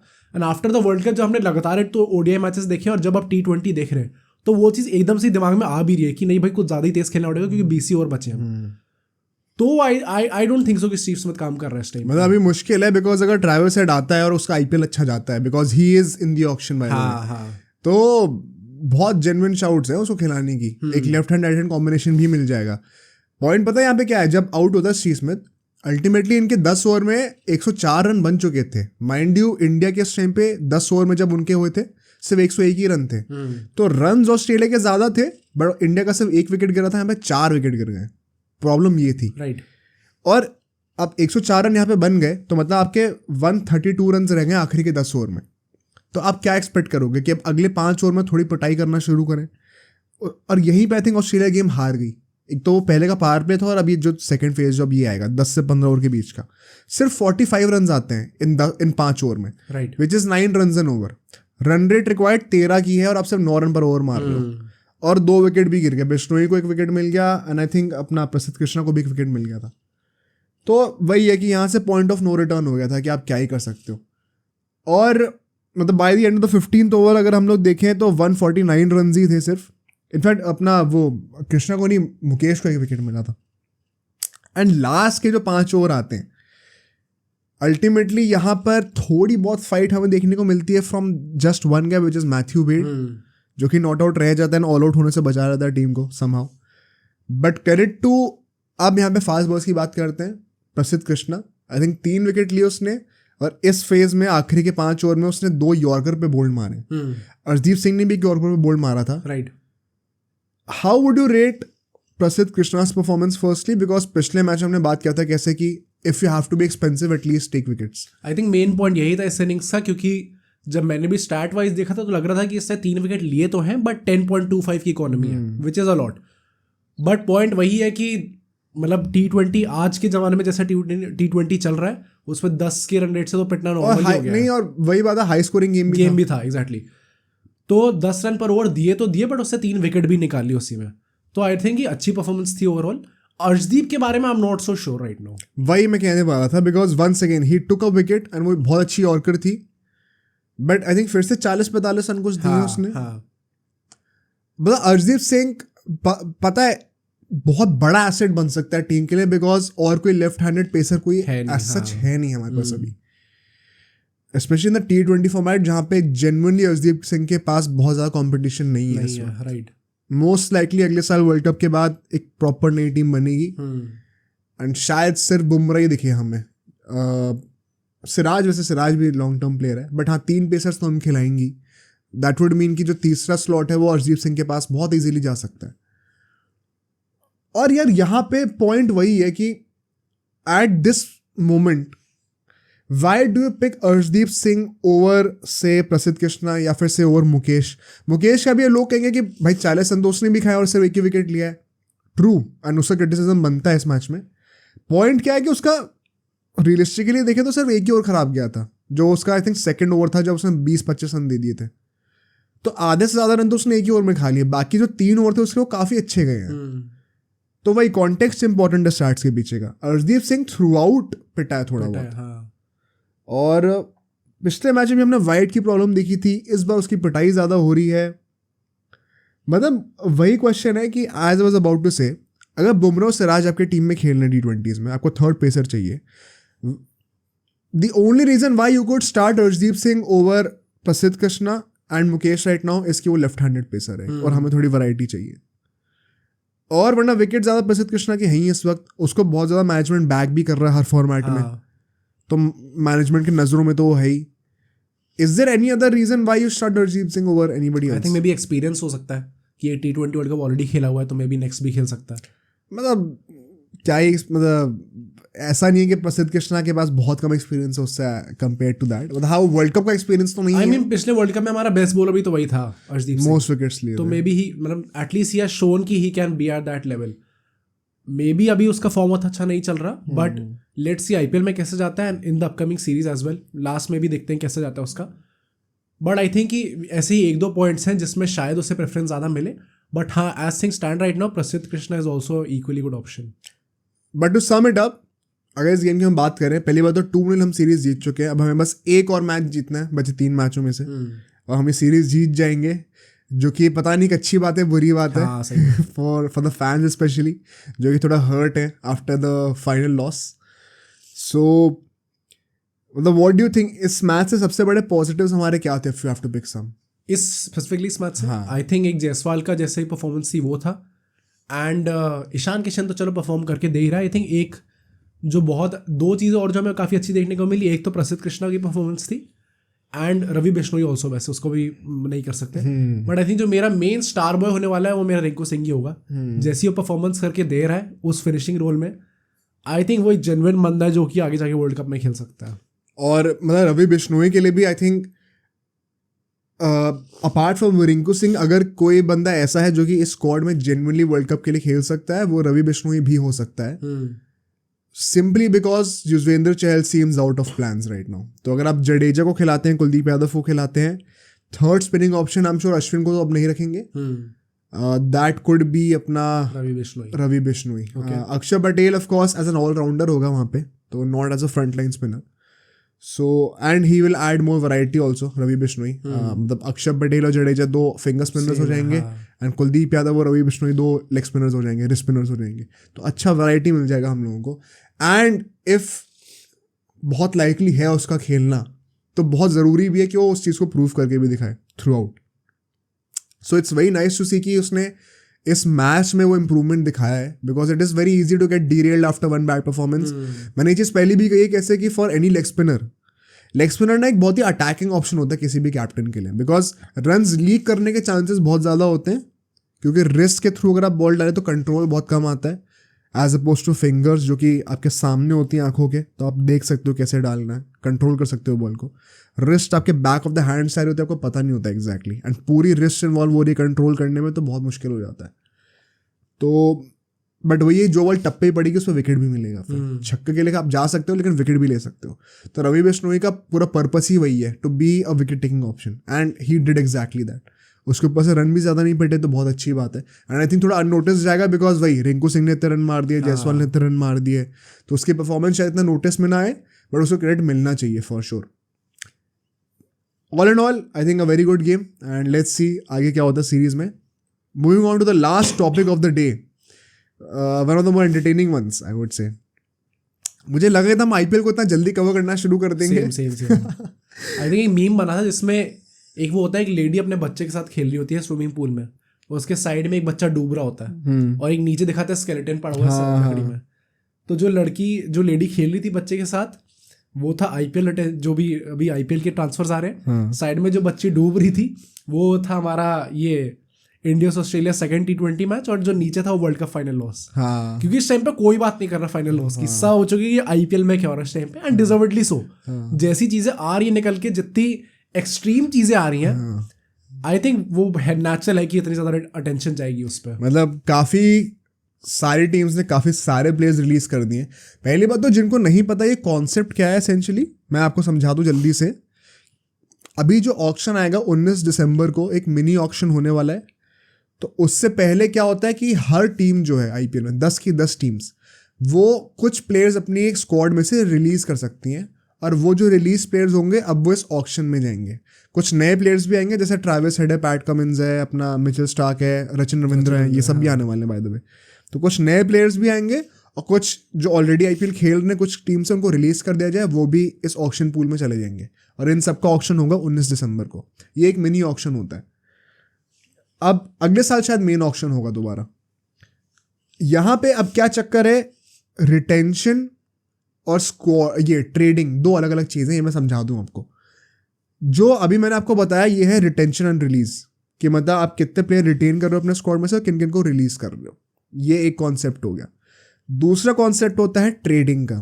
ट्रेडिंग इज बेसिकली जो भी हार्दिक पांड्या के साथ हुआ, जो हम बताएंगे, कि मतलब जैसे मान लो मेरी टीम में सचिन तेंदुलकर है, तुम्हारी टीम में धोनी है, तो मैंने कहा कि मैं सचिन तेंदुलकर तुम्हें दे रहा हूँ, तुम धोनी मुझे दे दो, और ट्रेड हो गए प्लेयर्स के बीच में.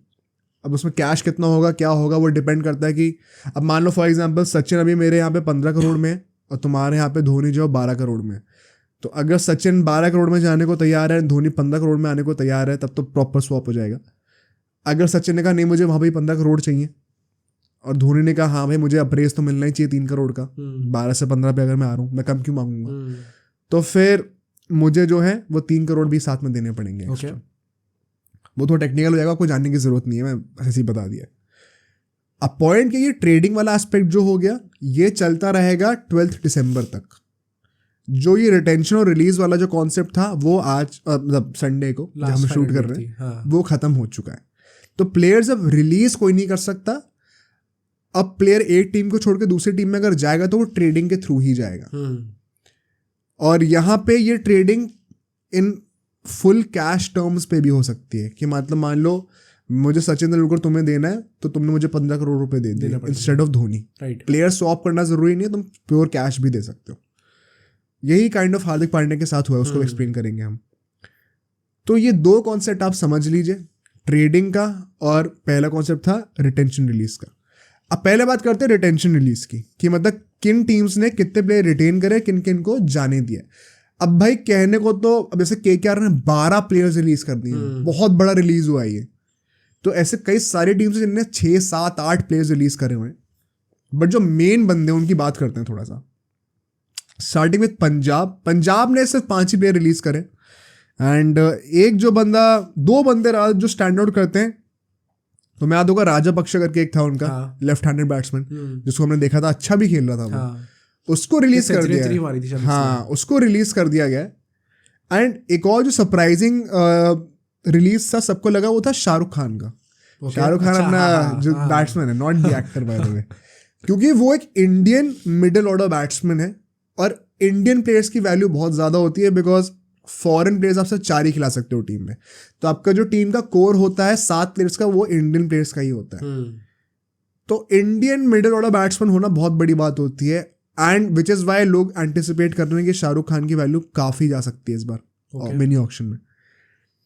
नाउ अब हम ये कह सकते हैं कि शायद ये लोग उसको बाय बैक करने का सोच रहे हो, क्योंकि अभी ये चीज़ें आपको बता दूं, फॉर एग्जाम्पल मैंने हार्दिक पांड्या को अपनी टीम से रिलीज कर दिया, रिटेन नहीं करा, और उसको मैंने कहा तू ऑक्शन में जा। अभी मैं 10 करोड़ दे रहा हूँ उसको, मैंने रिलीज कर दिया, तो मेरे 10 करोड़ रुपए खाली हो गए। अब मैंने उसको दोबारा खरीद लिया 5 करोड़ में। राइट, तो मतलब मैं रिलीज कर रहा हूँ, इसका मतलब ये नहीं कि मैं दोबारा खरीदूंगा ही नहीं। तो ये बात आपको समझनी बहुत ज़रूरी है कि किसी भी प्लेयर को अगर कोई टीम रिलीज कर रही है तो उसका मतलब ये नहीं कि वो दोबारा नहीं खरीद सकती। राइट, ये हो सकता है कि कम प्राइस पे खरीदने जाए। तो क्या वो शाहरुख खान को दोबारा कम प्राइस पे लेने जाएंगे या फिर देना ही चाहते हैं, वो मुझे समझ में नहीं आ रहा। बट अभी हम लोग हर टीम के पर्स के बारे में बात करेंगे, या फिर साथ ही बता दूं क्या? हाँ राइट, साथ में बताया तुम। पंजाब के पास अभी 29.1 करोड़ है, तो काफ़ी पैसा है उनके पास। एंड बहुत ज़्यादा प्लेयर्स रिलीज करे भी नहीं, सिर्फ 5 ही करें, तो ज़्यादा स्लॉट्स है भी नहीं भरने को, तो अच्छा खासा पैसा वो खर्च कर सकते हैं हर पोजीशन के लिए। मूविंग ऑन, अब हम लोग बात करते हैं अपनी नेक्स्ट टीम की, विच इज़ दिल्ली कैपिटल्स। ठीक है, यहाँ पे कुछ इंटरेस्टिंग रिलीजेस हुए हैं। इनफैक्ट अगर मैं आपको बताऊँ 11 रिलीज हुए हैं यहाँ पे भाई, काफ़ी प्लेयर्स रिलीज कर दिए हैं। आई थिंक केकेआर के बाद शायद सबसे ज़्यादा इन्हीं के। एंड कुछ बड़े नाम भी है, राइली रूसो करके एक प्लेयर है इनका, बहुत फेमस, सब जानती होंगे, उसको रिलीज कर दिया गया है। मनीष पांडे को रिलीज कर दिया गया है भाई। एंड मनीष पांडे के रूमर्स आ रहे हैं कि वो सीएसके में जाने वाला है शायद। अच्छा, ओके, क्योंकि धोनी की आदत है ना हर फिनिश होने वाले प्लेयर को एकदम से दोबारा से एक नई लाइफ दे देता है, जैसे रहाणे को दिया है, राइडू को दिया है, कितने लोगों को दिया है। तो I think Manish Pandey could be the next bet. Robin Uthappa को दिया था एक टाइम पे। तो क्या मनीष पांडे के लिए एक करियर चेंजिंग ईयर होने वाला है if he goes to CSK? सोचने वाली बात होगी। फिल सॉल्ट को उन्होंने निकाल दिया। फिल सॉल्ट जिसने सिराज के अगेंस्ट बहुत रन मारे थे लास्ट सीजन, फिर लड़ाई हो गई थी। राइट, तो उसको भी रिलीज कर दिया है। मुस्तफिजुर रहमान को रिलीज कर दिया है। सरफराज खान को, उसके बारे में क्या कहना है भाई? मतलब आई थिंक नेचुरल है, ये चीज़ होना ही होना था। मेरे जो दोस्त है वो काफ़ी ज़्यादा एक परेशान इस पे कि इसको क्यों नहीं किया। वो था अपना पृथ्वी शॉ, वो चाहते उसे भी करते रिलीज। उसके बाद मुझे वही डिस्कस करना था अभी, क्योंकि कई लोग कह रहे हैं कि पृथ्वी शॉ बहुत लकी रहा है कि उसको रिटेन कर लिया गया। Firstly on Sarfaraz Khan, I think fitness was a major issue, right. And test में रन मारना एक अलग बात है, T20 में रन मारना अलग बात है। तो as good as he has been in the Ranji season, T20 perform करना is a different ball game, it's a different skill set. तो आई थिंक जिस तरीके की परफॉर्मेंस थी उसकी last year in the IPL, it was only natural कि आप release कर दोगे उसको। एक और बंदा मैं जल्दी से बात कर लेता हूँ उसकी, फिर पृथ्वी शॉ पे आते हैं। पृथ्वी शॉ के साथ का ही बंदा था कमलेश नागरकोटी, जो कि केकेआर में आया था initially along with Shivam Mavi. उसको अब यहाँ से भी रिलीज कर दिया गया because he has been too injury prone. I think KKR से वो एक सीजन खेला था, उसके बाद से वो इंजर्ड ही रहा है। बहुत अनफॉर्चुनेट है because he was that guy जो कि 18-19 साल की उम्र में 140 किलोमीटर पर आवर फेंक रहा था। तो I don't know where his career would go from now on, but थोड़ा अनफॉर्चुनेट लगा मुझे वो देख के। Coming on to Prithvi Shaw, do you think he should have been sold, या फिर क्या सोल्ड मतलब क्या रिलीज्ड? आई थिंक इस टाइम पे पृथ्वी शॉ ने ऐसा कुछ बहुत प्रॉमिस दिखाया नहीं है, specially in the IPL। Last season भी आई डोंट थिंक बहुत अच्छा गया था उसका। And frankly speaking I think fitness issue उसके साथ भी रहा है थोड़ा बहुत, वो भी बहुत ज़्यादा एकदम प्रॉपर फिटनेस में नहीं लग रहा। एंड मतलब does he have that much merit कि उसको सिर्फ उसके नाम के बेसिस पे रख लिया जाएगा? नहीं। मैं पर्सनली बताऊं, in my opinion Prithvi Shaw on his day is one of the most threatening opening batsman that we will see in IPL. Okay. जिस एफर्टलेसनेस के साथ वो चौके मार रहा होता है ना, चौके छक्के मार रहा होता है पावर प्ले में, उसको गैप ढूंढने में एफर्ट लगाना भी नहीं पड़ता। जब भी उसने पिछले सीजन में थोड़ी बहुत जब हिंट्स दिए थे अपने फॉर्म के, ही वॉज एब्सोल्युटली इमैक्युलेट। तो I think DC, and because he is still 24, I think Gill की उम्र का ही है वो, तो he has a long future, भी 10-12 साल आराम से दे सकता है वो। सिर्फ इसी बात पे आई थिंक ये लोग बेट कर रहे हैं कि may be let's go with him one more time. अगर इस सीजन परफॉर्म करके नहीं दिया तो अगले साल मेगा ऑक्शन में तो रिलीज कर ही सकते हैं। It is kind of a last call for him, because fitness पे करना पड़ेगा काम यार। अगर रिकी पॉन्टिंग है, गांगुली, सब लोग ऐसे बैठे हुए हैं मैनेजमेंट में, और आप फिर भी कन्विंस नहीं कर पा रहे उसको फिटनेस पे काम करने के लिए, देयर इज समथिंग रॉन्ग। सो अगर उसको वो अल्टीमेटम दिया जाता है, आई थिंक वो खुद भी एक पॉइंट टू प्रूव करने वाले इंटेंशन से खेलने के लिए आएगा। क्योंकि मुझे ये लगता है कि उसके साथ प्रॉब्लम यही है कि वो लंबी इनिंग्स नहीं खेल पा रहा। उसके साथ कभी भी ये प्रॉब्लम नहीं आएगी आपको कि वो टिका हुआ है और रन नहीं मार रहा। जितना खेलेगा रन ताबड़तोड़ मारेगा, पर वो ये टिकेगा कितना। तो मुझे लगता है क्योंकि मॉडर्न गेम ऐसा, आपको डिस्ट्रक्टिव होना ज़रूरी है अप टॉप दी ऑर्डर। उसके रोल में ऐसा कोई प्रॉब्लम नहीं है, बस वही है कि वो कितना लंबा खेल सकता है। I think one last chance is fair because he is very young. अगर ऐसा होता कि 29-30 का हो रहा होता तो मुझे लगता समझ में आता रिलीज करने का सेंस, जैसे अभी मनीष पांडे को करा गया। I understand that, but I think Prithvi Shaw के लिए वही लास्ट कॉल है। And one more thing before you move to the next team, Rishabh Pant के लिए कहा जा रहा है कि he will be playing in the next IPL, and Ganguly ने कह दिया कि he will be our captain. एक यहाँ पे डाउट ये है कि क्या आप उसको रश तो नहीं करने वाले हो कहीं, कि बाय चांस वो फिट नहीं हुआ, अब जबरदस्ती उसको पूरा मैच खिला रहे हो विकेट कीपिंग करा के, कुड अ बेटर ऑप्शन भी कि आप उसको as an impact player use करो। अच्छा, आई थिंक अगर फिटनेस होगी उसकी तो उसे खिलाया जाएगा। एंड वैसे ये थोड़ा अजीब क्वेश्चन है, but like if he has a good IPL season इस सीजन में, does he have an outside chance to play in the T20 world cup as well? हाँ, अगर वो आईपीएल अच्छा खेल रहा, पूरा खेल रहा, तो कोई रीजन ही नहीं है ना खिलाने का। फिर क्या रीजन है ना खिलाने का? वो तो है ही, फॉर श्योर खेलेगा। बट लेट्स सी क्या होता है उसके साथ भी। वो अभी मतलब वही है कि he is pushing the limit. Just he fit होगा अगर होगा भी आईपीएल के टाइम तक, तो देखते हैं। Moving on to Rajasthan, I think Rajasthan ने भी थोड़े इंटरेस्टिंग रिलीज दिए हैं। जो रूट को रिलीज कर दिया भाई, सबसे पहली बात तो उसने कहा था कि वो नहीं खेलने वाला है इस साल आईपीएल, और ये चीज़ मुझे अच्छी लगी कि सारे फ्रेंचाइजेस ने कहा तुम नहीं खेलना आईपीएल, तुम बाहर जाओ, तुम बाहर ही जाओ, अब तुम देख के भी मत आना। चाहे वो बेन स्टोक्स हो सीएसके की तरफ से, उसके ऊपर भी आएंगे, चाहे वो जो रूट हो। जेसन होल्डर को रिलीज कर दिया गया, वो भी एक बड़ा रिलीज था इन माई ओपिनियन, क्योंकि एक बड़ा फॉरेन नेम रहा है वो, has played for West Indies for so long. Apart from that मतलब एक दो और प्लेयर्स, केसी करियप्पा एक प्लेयर था जो कि काफ़ी फेमस नहीं है, आपको पता नहीं होगा शायद। केकेआर के फाइन था वो एसेंचुअली, केकेआर की टेक्निकल टीम में होता था पहले वो, और उसने नेट्स में जो है स्पिन डालना शुरू करा, तो उसको एज अ मिस्ट्री स्पिनर बना दिया गया अल्टीमेटली। एंड फिर वो केकेआर को छोड़ के यहाँ आ गया था, बट अब अल्टीमेटली यहाँ से भी रिलीज कर रहे हैं। देखते हैं what the future holds. Ashwin वगैरह सब खेलेंगे, संजू सैमसन सब रिटेन्ड है, तो कोर एकदम रिटेन्ड है इनका। एंड अगर मैं इनके पर्स की बात करूँ तो सिर्फ 14 करोड़ ही हैं, बॉटम 3 में आते हैं लोग। ओके, तो बहुत पैसे नहीं है, बट बहुत ज़्यादा रिलीज भी नहीं कर रहे लोगों ने। मैंने डीसी का मिस कर दिया था, डीसी के पास 28 करोड़ है, 28.95 करोड़ हैं। तो इन लोगों ने 11 रिलीज करे हैं, तो थोड़ा बहुत पैसा भी आया है इनके पास, बट फिर भी काफ़ी टीम्स के पास इनसे ज़्यादा पैसा है। पॉइंट ये है, 4-5 टीम्स के पास इनसे ज़्यादा पैसा है।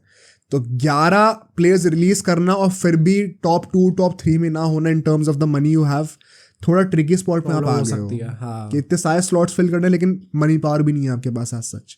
तो हम शायद वही देखेंगे, मतलब बहुत सारे प्लेयर्स लेने पड़ना छोटी छोटी वैल्यू पे, एक बहुत बड़ा प्लेयर नहीं आ पा रहा। शायद ऐसा हो सकता है, सोचना पड़ेगा डीसी को ये। मूविंग ऑन, गुजरात टाइटन्स पे आते हैं, साथ ही साथ मुंबई इंडियंस की बात करेंगे, द बिग डील। क्योंकि शाम को न्यूज़ आती है कि Gujarat Titans have retained Hardik Pandya, and जिनको रिलीज करा था उसमें से एक, पहली बात तो केएस भरत, जो कि अब पता नहीं कहा जाएगा भाई अनफॉर्चुनेटली। टेस्ट साइड से भी एकदम ही उसका अभी ऑफ लग रहा है मुझे तो। शिवम मावी को रिलीज कर दिया गया, भाई कमलेश नायकोटी के साथ का था, केकेआर का प्लेयर था, उसको भी देखना पड़ेगा। Where does he go? Odean Smith एक और मैं नाम लूंगा जो मुझे लग रहा था कि मतलब let's see if he goes big in this IPL auction, because may B you need some power hitting.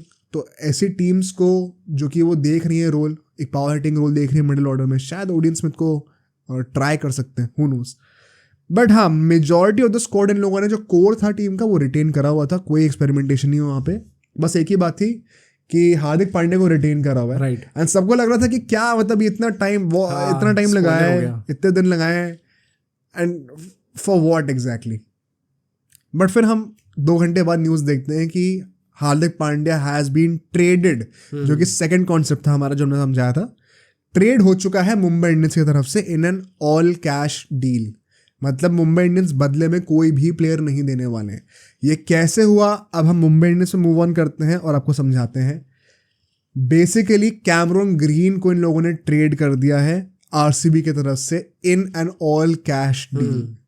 RCB की भाई मैं क्या ही बात करूं पर्सनली, इसके बाद आरसीबी की ही बात करेंगे, क्योंकि I think, do you think Cameron Green to RCB is a good deal for 17.5 मेरा पॉइंट ये था क्योंकि अगर सिर्फ प्लेयर के हिसाब से देखें तो obviously it's a good player, तो पैसे देने बनते हैं, बट 17.5 करोड़ आपने दे दिए, क्या इस लेवल का प्लेयर है वो? आई डोंट थिंक सो। पॉइंट वही है कि अब देखो यहाँ पे मैं आपको पहले मुंबई का समझा दूं, उन्होंने कैमरन ग्रीन को दिया आरसीबी को और वहां से 17.5 करोड़ लिए, और यहाँ से हार्दिक पांड्या को लिया जीटी से 15 करोड़ में, तो ये 17.5 करोड़ में से 15 करोड़ जीटी को दे दिए। हाँ। अब जीटी के पास 15 करोड़ रुपए आ गए, आरसीबी के पास 17.5 करोड़ रुपए कम हो गए, ठीक है। मुंबई इंडियंस के पास क्या हुआ, एक प्लेयर गए, एक आ गया, और साथ ही साथ इनके पर्स में बहुत कम पैसे थे, आई थिंक 15.25 करोड़ थे, साथ ही साथ 2.5 करोड़ रुपए और बढ़ गए, राइट। तो मतलब प्लेयर उतनी ही है। In fact I think Hardik Pandya is a much better player, and 2.5 crore रुपए बढ़ भी गए, मास्टर क्लास भाई। मतलब हाँ, strong. Only thing that you could go against with this कि हार्दिक पांड्या थोड़ा इंजरी प्रोन है, and Cameron green is 24, Hardik Pandya is 30-31, तो 6-7 साल का फर्क है। सिर्फ यही एक चीज़ है, वरना by all means this is a very good transfer in my opinion for Mumbai Indians for sure. RCB के साथ पता प्रॉब्लम क्या हुई है? Now moving on to RCB. पहली बात तो गुजरात टाइटंस के साथ, अच्छा हाँ, गुजरात टाइटंस के साथ एक डिस्कस कर लेते हैं, कैप्टन कौन बनेगा। हाँ, right, exactly. Apparently Shubman Gill के साथ अभी मीटिंग्स हुई हैं okay for the captaincy role. 2 ही ऑप्शंस हैं, केन विलियमसन या फिर वो। तुम क्या चाहते हो? सी, इन माय ओपिनियन, अगर मैं ऑब्वियसली अपनी इंडियन टीम के हिसाब से देखूँ तो मेरे हिसाब से तो अभी शुभमन गिल को बनना चाहिए ताकि ग्रूम हो पाए वो आगे के लिए। बट हाँ, इन एन आइडियल सिनेरियो देखा जाए, इन दोनों कंपेयर करके देखा जाए तो obvious option would be Kane Williamson. But हाँ, मतलब आई थिंक अभी से कैप्टन बनाना, एक टीम को कैप्टन कर रहा है वो, तो अच्छा ही है, क्योंकि फ्यूचर में obviously most probably I think सबको यही लगता है कि he is going to be our captain some time और द अदर। तो अच्छा ही है कि उसे टीम अभी से दे दो ताकि वो मैनेज कर पाए उसे। तो अब सोचने वाली बात है यार कि ये क्या करते हैं, बिकॉज मैं भी इसी डिलेमा में था। इंडिया के लिए लॉन्ग टर्म में एक अच्छा सोल्यूशन हो सकता है अगर शुभमन गिल को कैप्टनसी का एक्सपीरियंस दे दिया जाए, although he is just 24। And point वही है कि अभी पिछले साल ही उसका ब्रेकआउट सीजन रहा है आईपीएल में, तो डू यू वांट टू मतलब एकदम से रिस्क करना चाहते हो उसका फॉर्म वगैरह सब कुछ प्रेशर से, क्योंकि हर बंदा कैप्टेंसी की रिस्पॉन्सिबिलिटी के अंदर परफॉर्म नहीं कर सकता। हाँ। वो सचिन भी नहीं कर पा रहा था, राइट। कुछ लोग कर पाते हैं, कुछ नहीं करते, तो वो बंदे की पर्सनैलिटी पे डिपेंड करता है। If Shubman Gill turns out to be the other way, may B you could argue कि चलो अभी ही पता चल गया, इंडिया में आके पता चलता तो और बुरा होता, but in a way you could also break his stream of point वो होगा ना, क्योंकि वर्ल्ड कप से जस्ट पहले आईपीएल है। अगर आईपीएल अच्छा नहीं जाता तो वो एक थोड़ा डिमोरलाइजिंग फैक्टर होगा ही होगा वर्ल्ड कप। एग्जैक्टली, तो हम लोग को ये चीज़ सोचनी पड़ेगी भाई कि क्या ये सही टाइम है शुभमन गिल को कैप्टेंसी देने का, या फिर 1 साल और वेट करना चाहिए। केन विलियमसन के साथ ये डिलेमा है कि वो फॉरेन प्लेयर है, तो एक फॉरेन कैप्टन बना दोगे तो एक स्लॉट आपका गया, and Kane Williamson is not exactly the ideal T20 player also, तो वो 2 चीज़ें उसके अगेंस्ट जाती हैं। बट हाँ, coming on to RCB, because RCB ने यहाँ पे before this transfer Cameron Green वाला, उनके पास 40.75 करोड़ थे, सबसे ज्यादा थे। सेकंड पे एसआरएच थी जिनके 34 करोड़ थे, तो मतलब 6-6.5 करोड़ ज्यादा रुपए थे उनके पास। बहुत आराम से आरसीबी अच्छा पैसा फेंक सकती थी लोगों के ऊपर। एकदम से 17.5 करोड़ रुपए कट गए इसमें से, ठीक है, अब आपके पास 23 करोड़ 23.25 करोड़ ही बचे हुए, which is very mediocre by the way, because I think even DC से भी कम है फिर, बॉटम 4 में आप आ गए हो। और आपके पास यू हैव आई थिंक कितने इन लोगों ने प्लेयर्स रिलीज करें, if I just calculate 11 players release कर दिए। ओके, तो ये क्या करा इन लोगों ने? Because you think Dinesh Karthik को रिटेन करना सेंस बना रहा था? अब वही मैं उस पर भी आने वाला था, आरसीबी के ऊपर इतने सारे क्वेश्चंस हैं। हाँ, एक तो दिनेश कार्तिक के साथ प्रॉब्लम ये कि इफ नॉट हिम तो they don't really have a wicket keeper. तो या तो एक स्ट्रैटेजी हो कि दिनेश कार्तिक को रिलीज करके they are going for a proper wicket keeper, which is not going to happen now because उन्हें रिटेन कर लिया है, एंड रिटेन करा है तो मतलब वो स्टार्ट करेगा ही करेगा, बिकॉज और कोई प्रूवन विकेट कीपर है नहीं as such, most likely start करेगा। Do you want him to start? इतने टाइम से वो कमेंट्री बॉक्स में भी है, no disrespect to him, I think great guy and great player, but वही ना कि हर किसी की एज हो जाती है and one has to move on. तो are we unnecessarily extending his career? Right. और पिछले साल हमने डिस्कस किया था कैसे जो उनका KGF था, उन्होंने 60-70% रन मारे हुए थे, और किसी ने दिनेश कार्तिक का हॉरेंडस सीजन गया था last year, I think 10 innings में कुछ 160 कुछ रन से था। तो बहुत सोचने वाली बात है कि आप कैसे कवर करोगे इसको। दूसरी बात ये, अगर आप कैमरून ग्रीन को लेके आ रहे हो, आप कहाँ बैटिंग कराओगे एग्जैक्टली, और आप किस फॉरेन प्ले को सैक्रिफाइस करने वाले हो, ये सोचने वाली बात है। मेरा पर्सनल ओपिनियन पता है क्या था? It could be a great transfer. अगर हम एक सेकंड के लिए पैसे हटा दें कि 17.5 करोड़ रुपए दिए हैं, just on the basis of the player, I think it could be a great transfer. As an all-rounder, Cameron Green, just 24, as an all-rounder, he can give you 10 years, great on the field as well, 3-dimensional player है, why would you not want him? Fire power है batting में, बिल्कुल आप चाहोगे। बस बात वही है कि क्या आप फिर उसके हिसाब से अपना सेटअप चेंज करोगे। अपना पट्टीदार जो है वापस खेलने वाला है इस साल, पिछले साल मिस कर दिया था उसने, वो नंबर 3 पे आएगा मोस्ट लाइकली। तो कैमरन ग्रीन कहाँ बैटिंग करेगा? कौन सा फॉरेन प्लेयर सैक्रिफाइस होगा? आपने बॉलिंग में हसरंगा को रिलीज कर दिया, इससे पहले चहल को हटा दिया था। ये क्या सोच के आप कर रहे हो? मतलब चहल को तो क्यों ही हटाया था पहली बात तो, और अब हसरंगा को क्यों हटाया हुआ है, कुछ समझ में नहीं आ रहा भाई। जॉश हेजलवुड को हटा दिया, एक ही रीजन समझ में आ रहा है मुझे इसका, कि वो IPL खेलेगा ही नहीं, he will probably pull out of the IPL। Right. And भाई जैसे स्टोक्स के साथ हुआ है, रूट के साथ हुआ है, प्रॉब्ली इसके साथ भी हो रहा है, और कोई रीजन समझ में नहीं आता मुझे। अपना हर्षल पटेल को हटा दिया भाई finally, what do you have to say about that? मतलब सही है, क्योंकि लास्ट सीजन में दिख गया था उसकी, like obviously his past his peak, and last season में उसका बहुत कुछ इवेंटफुल रहा नहीं था। इनफैक्ट थोड़ी गंदी चीजों के लिए मशहूर हुआ था वो अल्टीमेटली पूरे सीजन में। सो आई थिंक सही है, हटा दिया, it was a good move. And एक और जो मैं कहूँगा वो अपना ब्रेसवेल है, जो कि न्यूजीलैंड का अपना लेफ्ट हैंडेड बैट्समैन है। That could be one guy जिसको आप इनकैश कर सकते हो प्रॉब्ली ऑक्शन में for the other teams, who knows. Moving on to LSG, सबसे बड़ी बात तो यहाँ पे LSG के साथ गौतम गंभीर नहीं होने वाला है, सबसे बड़ी बात तो वो है। राइट। एंड रूमर जैसे आ रहे हैं कि राहुल द्रविड़ शायद आ सकता है in the role of the mentor. Rahul Dravid की अपेरेंटली रूमर्स है कि RR, LSG और आई थिंक RCB तीनों के साथ थोड़ी बातें चल रही हैं। अरे KL राहुल रूमर्ड है कि वो शायद RCB जा सकता है। अब नहीं करेंगे, अब रिटेन कर लिया तो अब तो नहीं करने वाला, ट्रेड तो नहीं करेंगे I am sure.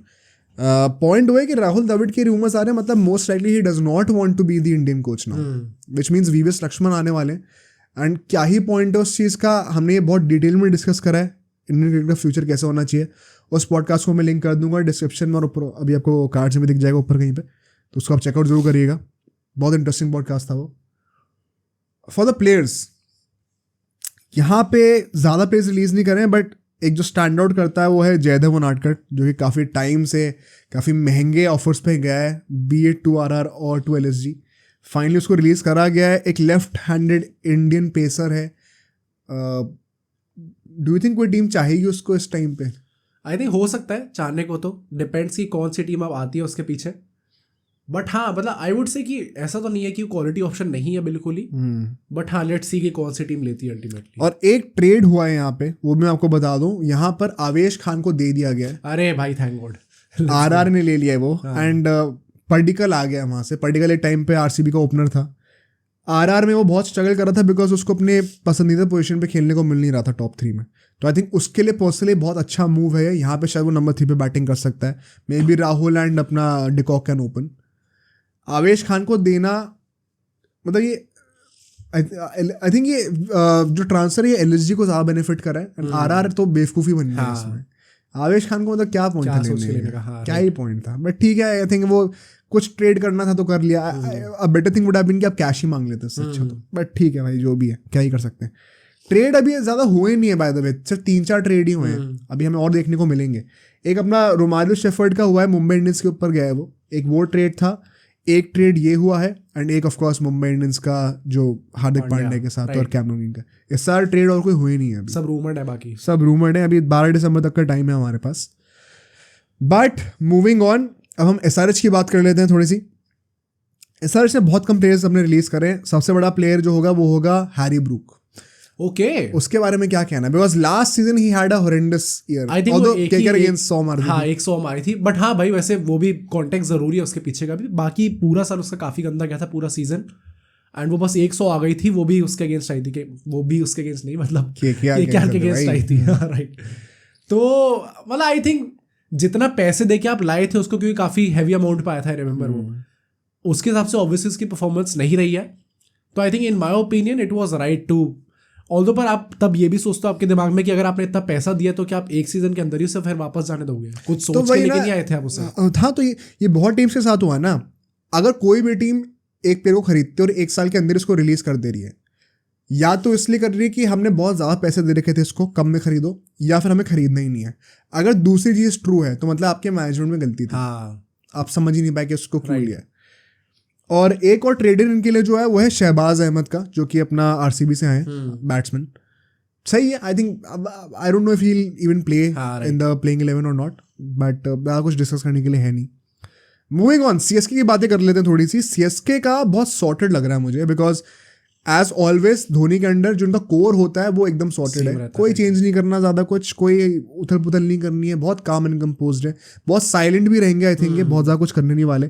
Ambati Rayudu ने रिटायरमेंट ले लिया तो ऑफकोर्स उसको रिलीज कर देंगे। बेन स्टोक्स को रिलीज कर दिया, वो एक बड़ा नाम है आई थिंक, और यही एक बड़ा नाम है, और ज़्यादा कोई है नहीं।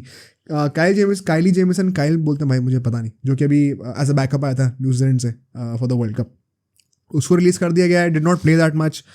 बेन स्टोक्स से अगर हम लोग बात करें, the only big guy here, do you think it was right to release him, या फिर they should have waited for 1 year? I think last season में दिख ही गया था, वो भाई साहब बॉलिंग कर नहीं रहे थे, सिर्फ बैटिंग के लिए आए थे। बैटिंग में बहुत अच्छी बैटिंग करी नहीं थी।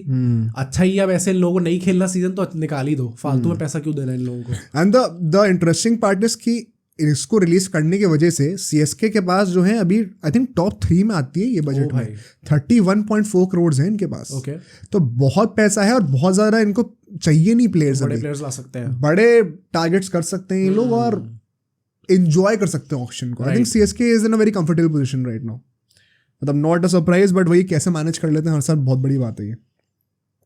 अगर मैंने पहले एसआरएच की बात करी थी, बाद में आपको ये बता दूं, SRH now officially has, as I said before, 34 crore most. Okay, तो वही है कि भाई ढंग से खर्च करना अब जो भी है। हाँ, पिछले साल बहुत बुरा गया था इनका, लेट्स सी क्या करते हैं लोग। लास्ट टीम जो कि मेरी होगी, आई वंडर व्हाई हम लास्ट में बात कर रहे हैं, केकेआर भाई। I think I want to take 2-3 minutes on this, because क्या होता है, ये गंभीर की वजह से हुआ है ये जो भी, आई एम प्रीटी हैप्पी। कई लोग थोड़ा क्वेश्चन कर रहे हैं कि इनने सारे बॉलर्स ही हटा दिए और सिर्फ बैट्समैन रखे हुए हैं। पहले तो आपको बता दूं, 12 प्लेयर्स को इन लोगों ने रिलीज करा है। आई थिंक सबसे ज़्यादा प्लेयर्स को रिलीज केकेआर ने करा है, एंड कुछ बड़े नाम है यहाँ पे। शाकिब अल हसन को रिलीज कर दिया, लिटन दास को रिलीज कर दिया, लोकी फर्गसन, टिम साउदी, अपने जो दोनों न्यूजीलैंड के पेसर्स थे जो कि भी वर्ल्ड कप भी खेले, दोनों को रिलीज कर दिया है। शार्दुल ठाकुर को रिलीज कर दिया, मेरे लिए यही था। हाँ, शार्दुल ठाकुर रिलीज करा है, एंड अपना उमेश यादव को भी रिलीज कर दिया है। एक लाइटर नोट पे, जगदीशन भी एक बैट्समैन था जिसने कुछ टाइम खेला था हमारे लिए एंड बहुत स्लो खेला था वो, उसको भी रिलीज कर दिया। I am pretty happy with no disrespect intended, but इतने बड़े बड़े नाम रिलीज करें, and if you notice a pattern here, ये सारे मोस्टली फास्ट बॉलर्स हैं। पहली बात तो ये 12 प्लेयर्स इनने रिलीज कर दिए, मैं मान नहीं सकता कि इसमें गौतम गंभीर का हाथ नहीं था। हाँ, राइट, 100% हाथ होगा ना। आई होप कि हाथ हो उसका, आई होप कि वो ऑक्शन में बैठे टेबल पर, भाई प्लीज बैठा लेना, शाहरुख खान के बच्चों को मत बैठाना। हाँ, गौतम गंभीर को जरूर बैठा लेना, उसको बनाना दो अपनी टैक्टिक्स पूरे, कि किसको कहाँ खरीदना है, कितने पैसे में खरीदना है, गेम प्लान और स्ट्रेटेजी उसको बनाने दो। राइट। सेकेंडली, ये जो सारे फास्ट बॉल्स को रिलीज करा गया है, इसके पीछे का रीजन क्या हो सकता है? What do you think? भाई पिच चेंज होने वाली है फाइनली, जो कि उनके फेवर में आने वाली है। आई थिंक इसमें भी हो सकता है गंभीर का हाथ हो कि अबे भाई मैं थोड़ा बहुत हमने वर्ल्ड कप में देख ही लिया था अभी, LSG में रह के मैं देख रहा हूँ तुम लोग इतने साल से कि तुम लोग अपनी स्ट्रेंथ पे खेलते नहीं हो। लास्ट टाइम तुम्हारे कैप्टन नीतीश राणा ने ये आके कह दिया था। I think it's about time things change भाई। मतलब वही जो लोग कह रहे हैं कि बोनर सारे दे दिए, ट्रू, बट वो सारे मोस्टली पेसर्स हैं। एंड इसका इंडिकेशन बहुत क्लियर यही है कि स्पिन फ्रेंडली पिच होपफुली बन जाएगी। ऑल्दो डोंट यू थिंक कि शार्दुल ठाकुर देना वो नहीं था, नहीं देना चाहिए था? आई थिंक शार्दुल ठाकुर का सीन ये है कि 10 करोड़ में गया, सो एक पॉसिबिलिटी हो सकती है कि उसको बाय बैक कर लें at a much cheaper price. और अगर नहीं भी दे रहे हैं, मैं यहाँ पे बहुत बायस साउंड करूंगा, but I am blindly trusting Gautam गंभीर राइट नाउ। हाँ, मेक सेंस। और मैंने बाकी जितनी भी टीम्स के लिए कहा ना, उनका मेंटोर चेंज नहीं हुआ है। केकेआर का मेंटोर चेंज हुआ है, और कौन चेंज हुआ है? जो कि एकदम जमीन आसमान, एकदम पोलर ऑपोजिट थिंकिंग से आ रहे हैं यहाँ पे।